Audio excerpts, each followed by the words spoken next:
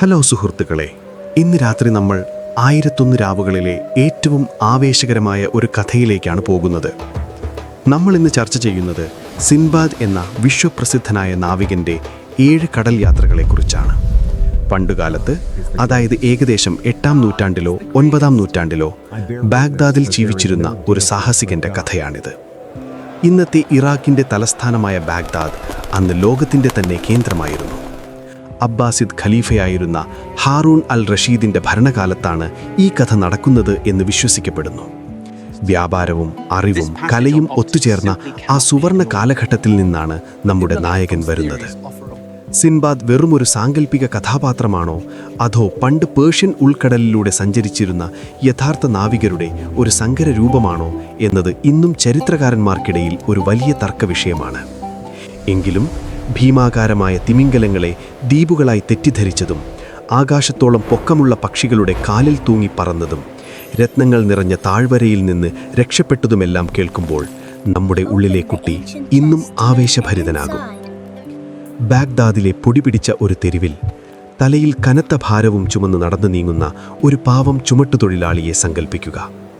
വിയർപ്പ് തുള്ളികൾ അവൻ്റെ നെറ്റിലൂടെ ഇറ്റിറ്റു വീഴുന്നുണ്ട്. അവനാകെ തളർന്നിരിക്കുകയാണ്. പെട്ടെന്ന് ഒരു വലിയ വീടിൻ്റെ മുന്നിലെ തണലിൽ അവൻ വിശ്രമിക്കാനിരിക്കുന്നു. അവിടുത്തെ പൂന്തോട്ടത്തിൽ നിന്നുള്ള റോസാപ്പൂക്കളുടെ സുഗന്ധവും ഉള്ളിൽ നിന്നുള്ള സംഗീതവും അവനെ മറ്റൊരു ലോകത്തെത്തിക്കുന്നു. പട്ടിണിയും കഷ്ടപ്പാടും നിറഞ്ഞ തൻ്റെ ജീവിതവും ആ കൊട്ടാരത്തിലെ ആഡംബരവും തമ്മിലുള്ള വ്യത്യാസം അവനെ വല്ലാതെ വിഷമിപ്പിക്കുന്നു. ഈയൊരു വൈരുദ്ധ്യത്തിൽ നിന്നാണ് സിൻബാദിൻ്റെ വലിയ കഥകൾ ആരംഭിക്കുന്നത്.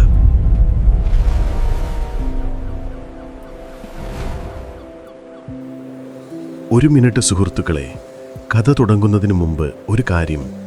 നിങ്ങൾ ഈ രാത്രി യാത്രകൾ ശരിക്കും ആസ്വദിക്കുന്നുണ്ടെങ്കിൽ വീഡിയോ ലൈക്ക് ചെയ്യാനും സ്ലംബർ സാഗ സബ്സ്ക്രൈബ് ചെയ്യാനും മറക്കരുത്. പിന്നെ നിങ്ങൾ എവിടെ നിന്നാണ് ഇത് കേൾക്കുന്നത്, ഇപ്പോൾ അവിടെ എത്ര സമയമായി എന്നതിനെക്കുറിച്ച് ഒരു കമൻ്റ് ഇടുക. കാരണം ആരൊക്കെ എവിടെ നിന്നൊക്കെയാണ് ഈ കഥ കേൾക്കുന്നതെന്ന് എനിക്ക് അറിയാൻ താല്പര്യമുണ്ട്. ഇപ്പോൾ നിങ്ങളുടെ ബെഡ്റൂം ലൈറ്റുകൾ ഡിം ചെയ്യുക. നല്ലൊരു പശ്ചാത്തല ശബ്ദത്തിനായി ആ ഫാൻ ഓൺ ചെയ്യുക. ഇന്ന് രാത്രിയിലെ ഈ യാത്രയിലേക്ക് നമുക്ക് ഒരുമിച്ച് മുന്നോട്ട് പോകാം. നമുക്ക് കഥയിലേക്ക് കടക്കാം. ബാഗ്ദാദിലെ ആ കത്തുന്ന ഉച്ച സമയത്താണ് നമ്മുടെ കഥ തുടങ്ങുന്നത്. ആ നഗരം ഇന്ന് നമ്മൾ കാണുന്നത് പോലെയല്ല. മൺപാതകളും കുതിരവണ്ടികളും സുഗന്ധവ്യഞ്ജനങ്ങളുടെ മണം നിറഞ്ഞ കമ്പോളങ്ങളും ചേർന്ന് ഒരു മാന്ത്രിക ലോകമായിരുന്നു അത്. നമ്മുടെ ഒന്നാമത്തെ കഥാപാത്രം സിൻബാദ് എന്ന് തന്നെ പേരുള്ള ഒരു ചുമട്ടുതൊഴിലാളിയാണ്. നമുക്കവനെ തൽക്കാലം ഹിന്ദ്ബാദ് എന്ന് വിളിക്കാം. കാരണം ചരിത്രത്തിൽ അവനെ അങ്ങനെയാണ് തിരിച്ചറിയുന്നത്. പാവം ഹിന്ദ്ബാദ് രാവിലെ മുതൽ വലിയ ഭാരങ്ങൾ ചുമന്ന് നടുവൊടിഞ്ഞിരിക്കുകയാണ്. അവൻ്റെ കാലിലെ ചെരുപ്പുകൾ തേഞ്ഞു തീരാറായിരിക്കുന്നു. കഠിനമായ വെയിലിൽ അവൻ്റെ തൊണ്ട വറ്റി വരളുന്നുണ്ട്. അന്നത്തെ കാലത്ത് എയർ കണ്ടീഷനിങ് എന്നൊരു പരിപാടിയില്ലല്ലോ. അതുകൊണ്ട് തന്നെ വിയർപ്പും പൊടിയും ചേർന്ന് അവൻ ആകെ അവശനാണ്. അവൻ അന്ന് ചുമന്നിരുന്നത് ഒരു വലിയ വ്യാപാരിയുടെ സാധനങ്ങളായിരുന്നു. ഒരു വഴിത്തിരിവിലെത്തിയപ്പോൾ കണ്ടാൽ ഒരു കൊട്ടാരം പോലെ തോന്നിക്കുന്ന വലിയൊരു വീടിൻ്റെ മുന്നിൽ അവൻ ഭാരമിറക്കി വെച്ചു. ആ വീടിൻ്റെ മുറ്റം മാർബിൾ പാകിയതായിരുന്നു. വലിയ മരത്തൂണുകളും കൊത്തുപണികളുള്ള വാതിലുകളും ആ വീടിൻ്റെ ഐശ്വര്യം വിളിച്ചോതുന്നുണ്ടായിരുന്നു. വായുവിൽ അഗർബത്തിയുടെയും അറേബ്യൻ സുഗന്ധദ്രവ്യങ്ങളുടെയും മണം കലർന്നിരുന്നു. ഹിന്ദ്ബാദ് അവിടെയുള്ള ഒരു ബെഞ്ചിലിരുന്നു. ഉള്ളിൽ നിന്ന് ചിരിയും പാട്ടും തമ്പുരുവിൻ്റെ നാദവും കേൾക്കാമായിരുന്നു. അവൻ ആലോചിച്ചു, എന്തൊരു വ്യത്യാസമാണിത്. ഞാൻ വെയിലത്ത് കഷ്ടപ്പെടുന്നു, ആരോ ഒരാൾ അകത്ത് സുഖമായിരിക്കുന്നു. ദൈവം എന്തുകൊണ്ടാണ് ഇത്രയും വിവേചനം കാണിക്കുന്നത്? ഹിന്ദ്ബാദ് തൻ്റെ സങ്കടം ഒരു കവിത പോലെ ഉച്ചത്തിൽ ചൊല്ലിപ്പോയി. ഓ ദൈവമേ, നീ ചിലർക്ക് കഷ്ടപ്പാടും ചിലർക്കു രാജകീയ ജീവിതവും നൽകുന്നു. ഞാനിതാ ഈ ഭാരവും ചുമന്ന് നരകിക്കുമ്പോൾ മറ്റൊരാൾ അവിടെ പട്ടും പട്ടുനൂൽ മെത്തയും ആസ്വദിക്കുന്നു. എന്തൊരു നീതികേടാണിത്. അവനിത് പറഞ്ഞു തീർന്നതും ആ വലിയ വീടിൻ്റെ വാതിൽ സാവധാനം തുറന്നു. അകത്തുനിന്നൊരു ഭൃത്യൻ പുറത്തേക്ക് വന്നു. ഹിന്ദ്ബാദ് വിചാരിച്ചു താൻ അവിടെ ഇരുന്നതിന് വഴക്കു പറയാൻ വന്നതായിരിക്കുമെന്ന്. പക്ഷേ അത്ഭുതമെന്ന് പറയട്ടെ, ആ ഭൃത്യൻ അവനെ വളരെ വിനീതമായി അകത്തേക്ക് ക്ഷണിച്ചു. തൻ്റെ യജമാനൻ അവനെ കാണാൻ ആഗ്രഹിക്കുന്നു എന്നാണ് അയാൾ പറഞ്ഞത്. പേടിയോടെയും അത്ഭുതത്തോടെയും ഹിന്ദ്ബാദ് തൻ്റെ ചുമടവിടെ വെച്ച് ആ വലിയ കൊട്ടാരത്തിനുള്ളിലേക്ക് നടന്നു. അകത്തെ കാഴ്ച അവനെ ശരിക്കും ഞെട്ടിച്ചു കളഞ്ഞു. വലിയൊരു ഹാൾ, അവിടെ താലങ്ങളിൽ പലതരം പഴങ്ങളും ഇറച്ചിയും മധുരപലഹാരങ്ങളും നിറച്ചിരിക്കുന്നു. വിലപിടിപ്പുള്ള പരവതാനികൾ തറയിൽ വിരിച്ചിട്ടുണ്ട്. ഹാളിന്റെ അറ്റത്ത് വെളുത്ത താടിയുള്ള ശാന്തനായ ഒരു വൃദ്ധനിരിക്കുന്നുണ്ടായിരുന്നു. അയാളുടെ കണ്ണുകളിൽ ഒരു വലിയ ലോകം കണ്ടു തീർത്തയാളുടെ തിളക്കമുണ്ടായിരുന്നു. അതായിരുന്നു ബാഗ്ദാദിലെ ഏറ്റവും വലിയ സമ്പന്നനായ സിംബാദ്, നമ്മുടെ നാവികൻ. താൻ ഇത്രയും നേരം പുറത്തിരുന്ന് പരാതി പറഞ്ഞത് ആ വീടിന്റെ ഉടമസ്ഥനെക്കുറിച്ചാണെന്നോർത്തപ്പോൾ ഹിന്ദ്ബാദിന് വല്ലാത്തൊരു കുറ്റബോധം തോന്നി. നാവികനായ സിൻബാദ് വളരെ സൗമ്യമായി ചിരിച്ചുകൊണ്ട് ഹിന്ദ്ബാദിനെ അരികിലേക്ക് വിളിച്ചു. പേടിക്കേണ്ട സ്നേഹിത, ഇങ്ങോട്ട് വന്നിരിക്കൂ, അദ്ദേഹം പറഞ്ഞു. ഹിന്ദ്ബാദിന് തൻ്റെ പൊടിപിടിച്ച വസ്ത്രങ്ങളും വിയർപ്പും കണ്ട് ചെറിയൊരു ചമ്മൽ തോന്നി. ഇത്രയും വലിയ മാന്യന്മാരിയ്ക്കുന്നിടത്ത് താൻ എങ്ങനെ ഇരിക്കുമെന്നായിരുന്നു അവൻ്റെ ചിന്ത. പക്ഷേ സിൻബാദ് അവനെ നിർബന്ധിച്ച് തൻ്റെ തൊട്ടടുത്ത് തന്നെ ഇരുത്തി. എന്നിട്ട് ഏറ്റവും നല്ല ഭക്ഷണങ്ങൾ അവന് വിളമ്പാൻ ഭൃത്യന്മാരോട് പറഞ്ഞു. ആവി പറക്കുന്ന ആട്ടിറച്ചിയും ബദാം ചേർത്ത ചോറും തേനൊഴിച്ച മധുര പലഹാരങ്ങളും പലതരം വിദേശ പഴങ്ങളും ഹിന്ദ്ബാദിൻ്റെ മുന്നിലെത്തി. വിശപ്പ് കാരണം അവൻ്റെ വയറ്റിൽ അപ്പോൾ ഒരു ചെണ്ടമേളം തന്നെ നടക്കുന്നുണ്ടായിരുന്നു. ജീവിതത്തിൽ ഒരിക്കലും കണ്ടിട്ടില്ലാത്തത്രയും വിഭവങ്ങൾ കണ്ട് അവൻ ശരിക്കും അത്ഭുതപ്പെട്ടുപോയി. ഭക്ഷണം കഴിച്ചു കഴിഞ്ഞ് കൈ കഴുകിയപ്പോൾ ഹിന്ദ്ബാദിന് ചെറിയൊരു ആശ്വാസം തോന്നി. അപ്പോൾ സിൻബാദ് അവനോട് ചോദിച്ചു, നീ നേരത്തെ പുറത്തിരുന്ന് പറഞ്ഞ കവിത ഞാൻ കേട്ടു. ഞാൻ വളരെ ഭാഗ്യവാനാണെന്നും അധ്വാനിക്കാതെ ഇതെല്ലാം വെറുതെ കിട്ടിയതാണെന്നും നീ കരുതുന്നുണ്ടോ? ഹിന്ദ്ബാദ് വല്ലാത്തൊരു കുറ്റബോധത്തോടെ തലതാഴ്ത്തി നിന്നു. സിൻബാദ് തുടർന്നു, സ്നേഹിത, നിന്റെ പേരും സിൻബാദ് എന്ന് തന്നെയാണെന്നറിഞ്ഞതിൽ എനിക്ക് സന്തോഷമുണ്ട്. പക്ഷെ ഒരു കാര്യം നീ മനസ്സിലാക്കണം, ഈ കൊട്ടാരവും ഇതിലെ ഐശ്വര്യവും എനിക്ക് ആകാശത്ത് നിന്ന് വീണ് കിട്ടിയതല്ല. ഇത് നേടിയെടുക്കാൻ ഞാൻ അനുഭവിച്ച കഷ്ടപ്പാടുകൾ കേട്ടാൽ നീ ഒരുപക്ഷെ എന്നെക്കാൾ ഭാഗ്യവാനാണെന്ന് നിനക്ക് തോന്നും. ഞാൻ മരണത്തെ മുഖാമുഖം കണ്ടിട്ടുണ്ട്, പട്ടിണി കിടന്നിട്ടുണ്ട്, കടലിലെ ക്രൂരമായ ജീവികളിൽ നിന്ന് കഷ്ടിച്ച് രക്ഷപ്പെട്ടിട്ടുണ്ട്. അതുകൊണ്ട് തന്നെ എൻ്റെ ഈ സമ്പത്തിനു പിറകിൽ ചോരയും വിയർപ്പും കലർന്ന 7 വലിയ യാത്രകളുടെ കഥയുണ്ട്. സിൻബാദ് തൻ്റെ ഭൗതകാലം ഓർത്തെടുക്കാൻ തുടങ്ങി. അദ്ദേഹം പറഞ്ഞു, എൻ്റെ അച്ഛൻ ഒരു വലിയ വ്യാപാരിയായിരുന്നു. അദ്ദേഹം മരിച്ചപ്പോൾ എനിക്ക് ധാരാളം പണവും സ്വത്തുക്കളും കിട്ടി. പക്ഷേ ഒരു ഉത്തരവാദിത്വവുമില്ലാത്ത ഒരു ചെറുപ്പക്കാരനെ പോലെ ഞാനതെല്ലാം അടിച്ചു പൊളിച്ചു കളഞ്ഞു. വില കൂടിയ വസ്ത്രങ്ങൾ വാങ്ങാനും കൂട്ടുകാരുമായി വിരുന്നുണ്ണാനും മാത്രമാണ് ഞാൻ ശ്രമിച്ചത്. പണം വെള്ളം പോലെ ഒഴുക്കി. ഒടുവിൽ പെട്ടി കാലിയായപ്പോഴാണ് എനിക്ക് ബോധം വന്നത്. കൂട്ടുകാരെല്ലാം എന്നെ ഇട്ടിട്ട് പോയി. ആ അവസ്ഥയിൽ നിന്ന് കരകയറാൻ ഞാൻ ബാക്കിയുണ്ടായിരുന്ന കുറച്ച് വീട്ടു സാധനങ്ങൾ ലേലത്തിൽ വിറ്റു. ആ പണവും കൊണ്ട് ഞാൻ ബസ്ര എന്ന വലിയ തുറമുഖത്തേക്ക് തിരിച്ചു. അവിടെ വലിയ കപ്പലുകളും പല നാടുകളിൽ നിന്ന് വന്ന വ്യാപാരികളും ഉണ്ടായിരുന്നു. എൻ്റെ കയ്യിലുള്ള തുച്ഛമായ പണം കൊണ്ട് ഞാൻ കുറച്ച് കച്ചവട സാധനങ്ങൾ വാങ്ങി. എന്നിട്ട് ഒരു കൂട്ടം വ്യാപാരികളോടൊപ്പം കപ്പൽ കയറി.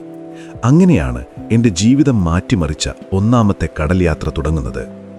സിൻബാദിൻ്റെ സംസാരത്തിന് ഒരു പ്രത്യേക ആകർഷണമുണ്ടായിരുന്നു. അദ്ദേഹം പറഞ്ഞു തുടങ്ങിയപ്പോൾ ആ വലിയ ഹാളിൽ പിന്തുള്ളിയാൽ കേൾക്കാവുന്ന അത്രയും നിശബ്ദത പടർന്നു. അന്നത്തെ കാലത്തെ കപ്പലുകൾ ഇന്നത്തെ പോലെ സുരക്ഷിതമായിരുന്നില്ല. കാറ്റും കോളുമാണ് അവയുടെ ഗതി നിശ്ചയിച്ചിരുന്നത്.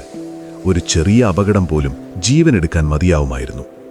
എന്നിട്ടും സാഹസികതയോടുള്ള കമ്പം കൊണ്ട് സിൻബാദ് ആ വലിയ കടലിലേക്ക് ഇറങ്ങിത്തിരിച്ചു. തൻ്റെ ഒന്നാമത്തെ യാത്രയിൽ കണ്ട ആ അവിശ്വസനീയമായ കാര്യങ്ങൾ അദ്ദേഹം വിവരിക്കാൻ തുടങ്ങിയപ്പോൾ ഹിന്ദ്ബാദ് തൻ്റെ എല്ലാ വിഷമങ്ങളും മറന്ന് ആ കഥാലോകത്തിൽ ലയിച്ചുപോയി. സമ്പത്ത് നേടുക എന്നതിലുപരി ലോകത്തെ അടുത്തറിയാൻ ആഗ്രഹിച്ച ഒരു നാവികന്റെ തുടക്കമായിരുന്നു അത്. കപ്പൽ പുറപ്പെടാൻ തയ്യാറായി നിൽക്കുന്ന ആ തുറമുഖത്തിൻ്റെ മണവും കടൽക്കാറ്റും ഹിന്ദ്ബാദിന് അനുഭവപ്പെടുന്നത് പോലെ തോന്നി. സിൻബാദിൻ്റെ ഓരോ വാക്കും ഒരു സിനിമ കാണുന്നത് പോലെ അവൻ്റെ കൺമുന്നിൽ തെളിഞ്ഞു വന്നു. ഈ സമ്പന്നനായ സിൻബാദും താനും തമ്മിലുള്ള ദൂരം കേവലം ഭാഗ്യം കൊണ്ടല്ല, മറിച്ച് താൻ എടുക്കാൻ മടിക്കുന്ന വലിയ റിസ്കുകൾ കൊണ്ടാണെന്ന് ഹിന്ദ്ബാദിന് പതുക്കെ ബോധ്യപ്പെടാൻ തുടങ്ങി.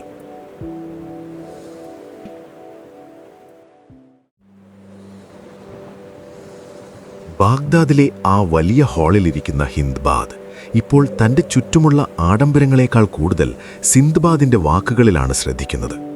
നാവികനായ സിൻബാദ് തൻ്റെ ഒന്നാമത്തെ യാത്രയുടെ ഓർമ്മകളിലേക്ക് ആഴ്ന്നിറങ്ങുകയാണ്. ബസ്രയിലെ തുറമുഖത്തു നിന്ന് കപ്പൽ പുറപ്പെടുമ്പോൾ സിൻബാദിൻ്റെ മനസ്സിൽ വലിയ പ്രതീക്ഷകളായിരുന്നു. അന്ന് ആ കപ്പലിൽ നിറയെ പലതരം തുണികളും സുഗന്ധവ്യഞ്ജനങ്ങളും ചെമ്പ് പാത്രങ്ങളുമൊക്കെ ഉണ്ടായിരുന്നു. കപ്പൽ പുറപ്പെട്ട് കുറച്ച് ദിവസങ്ങൾ കഴിഞ്ഞപ്പോൾ ആ വലിയ കടലിന്റെ അനന്തത അവനെ അത്ഭുതപ്പെടുത്തി. എങ്ങോട്ട് നോക്കിയാലും നീലനിറത്തിലുള്ള വെള്ളം മാത്രം. ആകാശവും കടലും എവിടെയാണ് ഒന്നിക്കുന്നത് എന്നുപോലും തിരിച്ചറിയാൻ പറ്റാത്ത അത്രയും ദൂരം. ഇടയ്ക്ക് ചില ദ്വീപുകൾ കാണും. അവിടെയൊക്കെ കപ്പലടുപ്പിച്ച് സാധനങ്ങൾ കൈമാറുകയും പുതിയവ വാങ്ങുകയും ചെയ്യും. അങ്ങനെ സന്തോഷത്തോടെ യാത്ര തുടരുന്നതിനിടയിലാണ് ആ വിചിത്രമായ സംഭവം നടക്കുന്നത്. കടലന്ന് വലിയ തിരമാലകളില്ലാതെ വളരെ ശാന്തമായിരുന്നു. പെട്ടെന്ന് ദൂരെയായി പച്ചപ്പ് നിറഞ്ഞ ഒരു ചെറിയ ദ്വീപ് അവരുടെ കണ്ണിൽപ്പെട്ടു. കപ്പലിലെ ക്യാപ്റ്റനും വ്യാപാരികളും ആകെ ആവേശത്തിലായി. ദിവസങ്ങളോളം കപ്പലിലെ ചെറിയ മുറികളിൽ കഴിഞ്ഞ എല്ലാവർക്കും ഒന്ന് കരയിലിറങ്ങാൻ വലിയ കൊതിയായിരുന്നു. ആ ദ്വീപ് കാണാൻ വളരെ മനോഹരമായിരുന്നു. അവിടെ വലിയ മരങ്ങളോ പറവകളോ ഒന്നും ഉണ്ടായിരുന്നില്ലെങ്കിലും നല്ല പച്ച പുല്ല് വളർന്നു നിൽക്കുന്നുണ്ടായിരുന്നു. കപ്പൽ ആ ദ്വീപിനടുത്ത് നങ്കൂരമിട്ടു.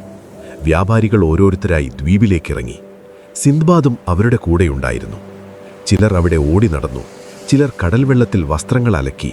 കുറച്ചുപേർ വിശപ്പ് മാറ്റാനായി ദ്വീപിൽ അടുപ്പുകൂട്ടി തീ കത്തിച്ച് ഭക്ഷണം പാകം ചെയ്യാൻ തുടങ്ങി. ഈ സമയം സിന്ദ്ബാദ് ആ ദ്വീപിന്റെ ഭംഗി ആസ്വദിക്കുകയായിരുന്നു. പക്ഷേ അവിടെ എന്തോ ഒരു അസ്വാഭാവികത ഉള്ളതുപോലെ അവന് തോന്നി.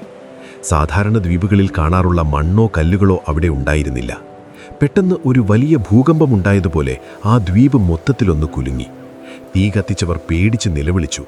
ക്യാപ്റ്റൻ ഉച്ചത്തിൽ വിളിച്ചു പറഞ്ഞു, "വേഗം ഓടിക്കയറൂ, ഇത് ദ്വീപല്ല, ഇതൊരു ഭീമാകാരമായ തിമിംഗലമാണ്." ചരിത്രരേഖകളിൽ ഇതിനെ സാരത്താൻ എന്നാണ് വിളിക്കുന്നത്. നൂറുകണക്കിന് വർഷങ്ങളായി കടലിന്റെ ഉപരിതലത്തിൽ അനങ്ങാതെ കിടന്ന് അതിന്റെ പുറത്ത് മണ്ണും പുല്ലും വളർന്ന് ദ്വീപ് പോലെ തോന്നിക്കുന്ന ഒരു വിചിത്ര ജീവി. ചില പുരാതന ചരിത്രകാരന്മാർ ഇപ്പോഴും തർക്കിക്കാറുണ്ട്, ഇത്രയും വലിയൊരു ജീവിക്ക് ശരിക്കും ഒരു ദ്വീപിന്റെ വലിപ്പമുണ്ടാകുമോ എന്ന്. പക്ഷെ സിന്ദ്ബാദിനെ സംബന്ധിച്ചിടത്തോളം അത് തന്റെ ജീവിതത്തിലെ ഏറ്റവും ഭയാനകമായ നിമിഷമായിരുന്നു. ആളുകൾ കത്തിച്ച തീയുടെ ചൂട് തട്ടിയപ്പോൾ ആ തിമിംഗലമുണർന്നു. അത് കടലിന്റെ ആഴങ്ങളിലേക്ക് താഴ്ന്നു പോകാൻ തുടങ്ങി. എല്ലാവരും ജീവനും കൊണ്ട് കപ്പലിലേക്ക് നീന്തിക്കയറാൻ ശ്രമിച്ചു. ഭൂരിഭാഗം പേരും കപ്പലിലെത്തിയെങ്കിലും സിൻബാദിന് അത്ര ഭാഗ്യമുണ്ടായിരുന്നില്ല. അവൻ വെള്ളത്തിലേക്ക് തെറിച്ചു വീണു. ആ തിമിംഗലം താഴ്ന്നുപോയപ്പോഴുണ്ടായ വലിയ ഓളങ്ങളിൽപ്പെട്ട് കപ്പൽ ദൂരേക്ക് നീങ്ങിപ്പോയി. സിൻബാദ് വെള്ളത്തിൽ മുങ്ങാൻ തുടങ്ങിയപ്പോൾ കയ്യിൽ തടഞ്ഞത് ഭക്ഷണം പാകം ചെയ്യാൻ ഉപയോഗിച്ച ഒരു വലിയ മരത്തൊട്ടിയാണ്. അവൻ ആ തൊട്ടിയിൽ മുറുകെ പിടിച്ചു. തൻ്റെ കൺമുന്നിലൂടെ കപ്പൽ പതുക്കെ കാഴ്ചയിൽ നിന്ന് മറയുന്നത് അവൻ നിസ്സഹായനായി നോക്കി നിന്നു. രാത്രിയായപ്പോൾ കടൽ കൂടുതൽ ഭയാനകമായി. തണുപ്പും വിശപ്പും കൊണ്ട് അവൻ്റെ ശരീരം വിറയ്ക്കുന്നുണ്ടായിരുന്നു. ഒരു ചെറിയ മരക്കഷ്ണത്തിൽ തൂങ്ങി ആ വലിയ സമുദ്രത്തിൽ ഒറ്റപ്പെട്ടുപോയ ആ അവസ്ഥ ഒന്ന് ആലോചിച്ചു നോക്കൂ. പിറ്റേന്ന് രാവിലെ സൂര്യൻ ഉദിച്ചുയർന്നപ്പോൾ സിൻബാദ് ഏകദേശം അവശനായി കഴിഞ്ഞിരുന്നു. തിരമാലകൾ അവനെ ഒരു അജ്ഞാത തീരത്തേക്ക് അടുപ്പിച്ചു. വല്ലാത്തൊരു കഷ്ടപ്പാടോടെ അവൻ കരയിലേക്ക് ഇഴഞ്ഞു കയറി. ഭാഗ്യത്തിന് അവിടെ ഒരുപാട് മരങ്ങളും മധുരമുള്ള പഴങ്ങളും ഉണ്ടായിരുന്നു. അല്പം ഭക്ഷണം കഴിച്ച് വിശപ്പടക്കിയപ്പോൾ അവന് ജീവൻ തിരിച്ചു കിട്ടിയതുപോലെ തോന്നി. കുറച്ചു ദൂരം നടന്നപ്പോൾ അവനൊരു അത്ഭുതകരമായ കാഴ്ച കണ്ടു. മനോഹരമായൊരു കുതിരയെ കടൽ തീരത്ത് കെട്ടിയിട്ടിരിക്കുന്നു. അതിൻ്റെ അരികിൽ ഒരു മനുഷ്യൻ നിൽപ്പുണ്ടായിരുന്നു. സിൻബാദ് അവൻ്റെ അടുത്ത് ചെന്ന് കാര്യങ്ങൾ തിരക്കി. ആ മനുഷ്യൻ ആ ദ്വീപിൻ്റെ രാജാവായ മിഹ്റാജിൻ്റെ കുതിരക്കാരനായിരുന്നു. എല്ലാ വർഷവും കടലിൽ നിന്ന് വരുന്ന കടൽ കുതിരകളെ കൊണ്ട് തങ്ങളുടെ പെൺകുതിരകളെ ഇണചേർക്കാൻ വേണ്ടിയാണ് അവർ അവിടെ വരുന്നതെന്ന് അയാൾ വിശദീകരിച്ചു. ഇത് കേട്ടപ്പോൾ സിൻബാദിന് അതൊരു പുതിയ അറിവായിരുന്നു. കടലിനടിയിൽ ജീവിക്കുന്ന കുതിരകളെക്കുറിച്ച് ചില നാടോടി കഥകൾ ഇപ്പോഴും നിലനിൽക്കുന്നുണ്ട്. ആ കുതിരക്കാരൻ സിൻബാദിനെ രാജാവിൻ്റെ അടുത്തേക്ക് കൊണ്ടുപോയി. മിഹ്റാജ് രാജാവ് വളരെ ദയാലുവായിരുന്നു. സിൻബാദിന്റെ കഥ കേട്ടപ്പോൾ അദ്ദേഹത്തിന് വല്ലാത്ത കൗതുകം തോന്നി. അദ്ദേഹം സിൻബാദിനെ തന്റെ കൊട്ടാരത്തിൽ താമസിപ്പിച്ചു. അവിടെ വെച്ച് സിൻബാദ് പല രാജ്യങ്ങളിൽ നിന്നുള്ള വ്യാപാരികളെ കണ്ടുമുട്ടി. അവർ പറയുന്ന വിചിത്രമായ കഥകൾ അവൻ ശ്രദ്ധയോടെ കേട്ടു. പലരും വിചാരിച്ചിരുന്നത് സിൻബാദ് വന്ന കപ്പൽ തകർന്നുപോയി കാണുമെന്നാണ്. പക്ഷേ സിൻബാദ് തന്റെ പ്രതീക്ഷ കൈവിട്ടില്ല. അവൻ ദിവസവും തുറമുഖത്ത് പോയി ബാഗ്ദാദിൽ നിന്ന് ഏതെങ്കിലും കപ്പൽ വരുന്നുണ്ടോ എന്ന് നോക്കി നിൽക്കും. തന്റെ കച്ചവട സാധനങ്ങളെല്ലാം നഷ്ടപ്പെട്ടല്ലോ എന്ന സങ്കടം അവനെ എപ്പോഴും അലട്ടിയിരുന്നു. പക്ഷെ ഒരു ദിവസം അവൻ പോലും പ്രതീക്ഷിക്കാത്ത ആ നിമിഷം എത്തിച്ചേർന്നു. ഒരു വലിയ കപ്പൽ ആ തുറമുഖത്ത് നങ്കൂരമിട്ടു. സിൻബാദ് അവിടത്തെ സാധനങ്ങൾ പരിശോധിക്കുന്നതിനിടയിൽ സ്വന്തം പേരെഴുതിയ ചില പെട്ടികൾ കണ്ടു. അവൻ പെട്ടെന്ന് ക്യാപ്റ്റനെ പോയി കണ്ടു. തന്നെ തിരിച്ചറിയാൻ ആദ്യം ക്യാപ്റ്റന് കഴിഞ്ഞില്ല. ആ തിമിംഗലത്തിന്റെ പുറത്തുനിന്ന് വെള്ളത്തിൽ വീണ സിൻബാദ് മരിച്ചു എന്നാണ് എല്ലാവരും കരുതിയിരുന്നത്.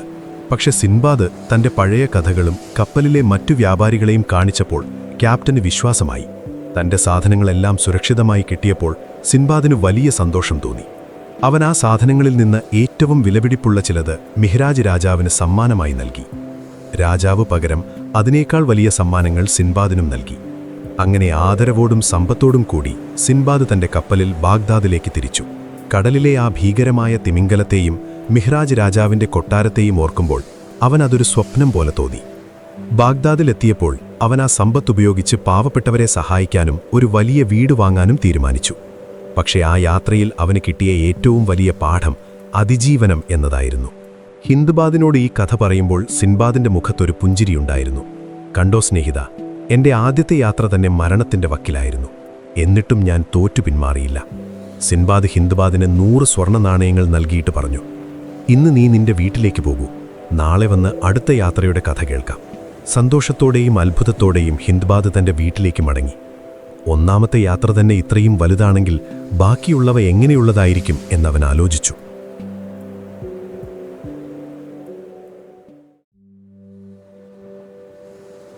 പിറ്റേന്ന് രാവിലെ തന്നെ സിൻബാദിൻ്റെ കൊട്ടാരത്തിലെത്തി. തലേദിവസം കേട്ട കഥ അവൻ്റെ ഉള്ളിൽ കൗതുകത്തിൻ്റെ ഒരു വലിയ തിരമാല തന്നെ സൃഷ്ടിച്ചിരുന്നു. വിയർപ്പും പൊടിയും പുരണ്ട തൻ്റെ ജീവിതത്തിൽ നിന്ന് മാറി അതിശയിപ്പിക്കുന്ന ലോകങ്ങളിലേക്ക് പറക്കാൻ അവനും ആഗ്രഹിച്ചു. സിൻബാദ് അവനെ സന്തോഷത്തോടെ സ്വീകരിച്ചു. അവർക്ക് മുന്നിൽ വീണ്ടും വിഭവസമൃദ്ധമായ വിരുന്നെത്തി. സിൻബാദ് തൻ്റെ രണ്ടാമത്തെ യാത്രയുടെ കഥ പറയാൻ തുടങ്ങി. ഒന്നാമത്തെ യാത്രയ്ക്ക് ശേഷം ബാഗ്ദാദിൽ തിരിച്ചെത്തിയ സിൻബാദ് കുറച്ചുകാലം വളരെ ആഡംബരത്തോടെ ജീവിച്ചു. കയ്യിൽ സ്വർണമുണ്ട്, താമസിക്കാൻ വലിയ വീടുണ്ട്, സ്നേഹിക്കാൻ ബന്ധുക്കളുമുണ്ട്. പിന്നെ എന്തിനാണ് വീണ്ടും ആ വലിയ കടലിലേക്ക് പോകുന്നത് എന്ന് നമുക്ക് തോന്നാം. പക്ഷേ സിൻബാദിൻ്റെ ഉള്ളിൽ ഒരു നാടോടി ഉണ്ടായിരുന്നു. ബാഗ്ദാദിലെ ശാന്തമായ തെരുവുകൾ അവനെ പതുക്കെ ബോറടിപ്പിച്ചു തുടങ്ങി. ലോകം ഇനിയും ഒരുപാട് കാണാനുണ്ടെന്ന തിരിച്ചറിവ് അവനെ വീണ്ടും കടൽ യാത്രയ്ക്ക് പ്രേരിപ്പിച്ചു. ചില ചരിത്രകാരന്മാർ സൂചിപ്പിക്കുന്നത് അന്നത്തെ കാലത്ത് ഇസ്ലാമിക സുവർണ കാലഘട്ടത്തിലെ നാവികർക്ക് വ്യാപാരമെന്നത് വെറുമൊരു പണം സമ്പാദിക്കൽ മാത്രമായിരുന്നില്ല, അതൊരു വലിയ സാഹസികതയും അറിവ് തേടലുമായിരുന്നു എന്നാണ്. സിൻബാദ് തൻ്റെ കച്ചവട സാധനങ്ങളുമായി വീണ്ടും ബസ്ര തുറമുഖത്തേക്ക് തിരിച്ചു. ഇത്തവണ കൂടുതൽ വലിയ കപ്പലിലും പരിചയസമ്പന്നരായ വ്യാപാരികൾക്കൊപ്പവുമാണ് അവൻ പോയത്. കടൽക്കാറ്റ് ശരിക്കും ആസ്വദിച്ച് അവൻ ആ യാത്ര തുടർന്നു. പല രാജ്യങ്ങളിലിറങ്ങി സാധനങ്ങൾ വിറ്റും വാങ്ങിയും അവർ മുന്നോട്ടു പോയി. ഒരു ദിവസം അവർ മരങ്ങൾ കൊണ്ട് സമൃദ്ധമായ എന്നാൽ ഒരു മനുഷ്യൻ പോലും ഇല്ലാത്ത ഒരു വിചിത്രമായ ദ്വീപിലെത്തിച്ചേർന്നു. അവിടെ കാട്ടുമൃഗങ്ങളോ പക്ഷികളോ ഒന്നും ഉണ്ടായിരുന്നില്ല. മധുരമുള്ള പഴങ്ങളും ശുദ്ധമായ വെള്ളവും ഒഴുകുന്ന തോടുകളും മാത്രമേ അവിടെ ഉണ്ടായിരുന്നുള്ളൂ. ദ്വീപിൻ്റെ ഭംഗി കണ്ട് സിൻബാദ് അല്പം ഉള്ളിലേക്ക് നടന്നു. ഒരരുവിയുടെ കരയിലിരുന്ന് വിശ്രമിച്ചപ്പോൾ തണുത്ത കാറ്റേറ്റ് അവൻ അറിയാതെ ഉറങ്ങിപ്പോയി. എത്ര നേരം ഉറങ്ങിയെന്ന് അവൻ അറിവുണ്ടായിരുന്നില്ല. അവൻ ഉണർന്ന് വേഗം കടൽ തീരത്തേക്ക് ഓടി. പക്ഷേ അവിടെ കണ്ട കാഴ്ച അവൻ്റെ ഉള്ളൊന്ന് കിടുക്കി. കപ്പൽ അവിടെ ഉണ്ടായിരുന്നില്ല. ദൂരെ കടലിൻ്റെ അതിർത്തിയിൽ ആ കപ്പൽ ഒരു ചെറിയ പുള്ളി പോലെ മാഞ്ഞു പോകുന്നത് അവൻ കണ്ടു. സഹയാത്രികർ സിൻബാദിനെ മറന്നുപോയിരിക്കുന്നു. ആ വിജനമായ ദ്വീപിൽ അവൻ ഒറ്റപ്പെട്ടു. മരക്കഷ്ണത്തിൽ തൂങ്ങിക്കിടന്നതിനേക്കാൾ വലിയ അപകടമാണല്ലോ ഇത്തവണ വന്നിരിക്കുന്നത് എന്നവൻ സ്വയം പറഞ്ഞു. അവൻ കരഞ്ഞു, നിലവിളിച്ചു. പക്ഷെ ആരും കേൾക്കാനുണ്ടായിരുന്നില്ല. അവൻ ആ ദ്വീപിൻ്റെ ഉയരമുള്ള ഭാഗത്തേക്ക് നടന്നു. ചുറ്റും നോക്കിയപ്പോൾ ദൂരെ എന്തോ ഒരു വലിയ വെളുത്ത വസ്തു തിളങ്ങുന്നത് അവൻ കണ്ടു. അതിൻ്റെ അടുത്തേക്ക് ചെന്നപ്പോൾ അതൊരു വലിയ താഴികക്കുടം പോലെ തോന്നി. വളരെ മിനുസമുള്ള ആ വസ്തുവിന് ഒരു വലിയ വീടിൻ്റെ വലിപ്പമുണ്ടായിരുന്നു. സിൻബാദ് അതിൻ്റെ ചുറ്റും നടന്നു നോക്കി. പക്ഷെ കയറാനൊരു വാതിലോ ജനലോ അവിടെ കണ്ടില്ല. പെട്ടെന്ന് ആകാശം ഇരുണ്ടു. ഒരു വലിയ കാർമേഘം സൂര്യനെ മറച്ചതുപോലെ തോന്നി. സിൻബാദ് മുകളിലേക്ക് നോക്കി. ആകാശത്തുകൂടി പറന്നുവരുന്ന ഒരു ഭീമാകാരമായ പക്ഷിയായിരുന്നു അത്. അതിൻ്റെ ചിറകുകൾ ആകാശത്തോളം പരന്നു കിടന്നു. ലോകപ്രശസ്തമായ റോക്ക് പക്ഷിയായിരുന്നു അത്. ചില പഴയ സഞ്ചാരികൾ പറയുന്നത് ഈ പക്ഷിക്ക് ഒരു ആനയെ വരെ ചിറകിലൊതുക്കാൻ കഴിയുമെന്നാണ്. ആ വെളുത്ത വസ്തു മറ്റൊന്നുമല്ല, ആ പക്ഷിയുടെ മുട്ടയായിരുന്നു. സിൻബാദ് ഭയന്ന് ആ മുട്ടയുടെ താഴെ ഒളിച്ചിരുന്നു. പക്ഷി പതുക്കെ താഴേക്ക് വന്ന് മുട്ടയ്ക്ക് മുകളിൽ അടയിരിക്കാൻ തുടങ്ങി. അതിൻ്റെ കാലുകൾ ഒരു വലിയ മരത്തടി പോലെ വണ്ണമുള്ളതായിരുന്നു. ആ നിമിഷം സിൻബാദിൻ്റെ മനസ്സിൽ ഒരു അപകടകരമായ പ്ലാൻ തെളിഞ്ഞു. സിൻബാദ് തൻ്റെ നീളമുള്ള തലപ്പാവ് അഴിച്ചു. പക്ഷി ഉറങ്ങാൻ തുടങ്ങിയപ്പോൾ അവൻ മെല്ലെ പുറത്തിറങ്ങി. എന്നിട്ട് തൻ്റെ തലപ്പാവ് കൊണ്ട് ആ വലിയ കാലുകളിൽ മുറുകെ കെട്ടി. പക്ഷി പറന്നുയരുമ്പോൾ തന്നെ തന്നെയും കൂടെ കൊണ്ടുപോകും എന്നതായിരുന്നു അവൻ്റെ ലക്ഷ്യം. ആ രാത്രി അവൻ ഭയത്തോടെ പക്ഷിയുടെ കാലിൽ തൂങ്ങിക്കിടന്നു. നേരം വെളുത്തപ്പോൾ പക്ഷി ഭയങ്കരമായൊരു ശബ്ദത്തോടെ ചിറകടിച്ചുയർന്നു. സിൻബാദും പക്ഷിയോടൊപ്പം ആകാശത്തേക്ക് ഉയർന്നു. അവൻ താഴേക്ക് നോക്കിയപ്പോൾ ഭൂമി ഒരു ചെറിയ ഭൂപടം പോലെ തോന്നി. അല്പസമയത്തിന് ശേഷം പക്ഷി ആഴമേറിയ ഒരു താഴ്വരയിൽ വന്നിറങ്ങി. സിൻബാദ് വിറയ്ക്കുന്ന കൈകളോടെ തലപ്പാവ് അഴിച്ചുമാറ്റി ഒരു പാറയുടെ പിന്നിലൊളിച്ചു.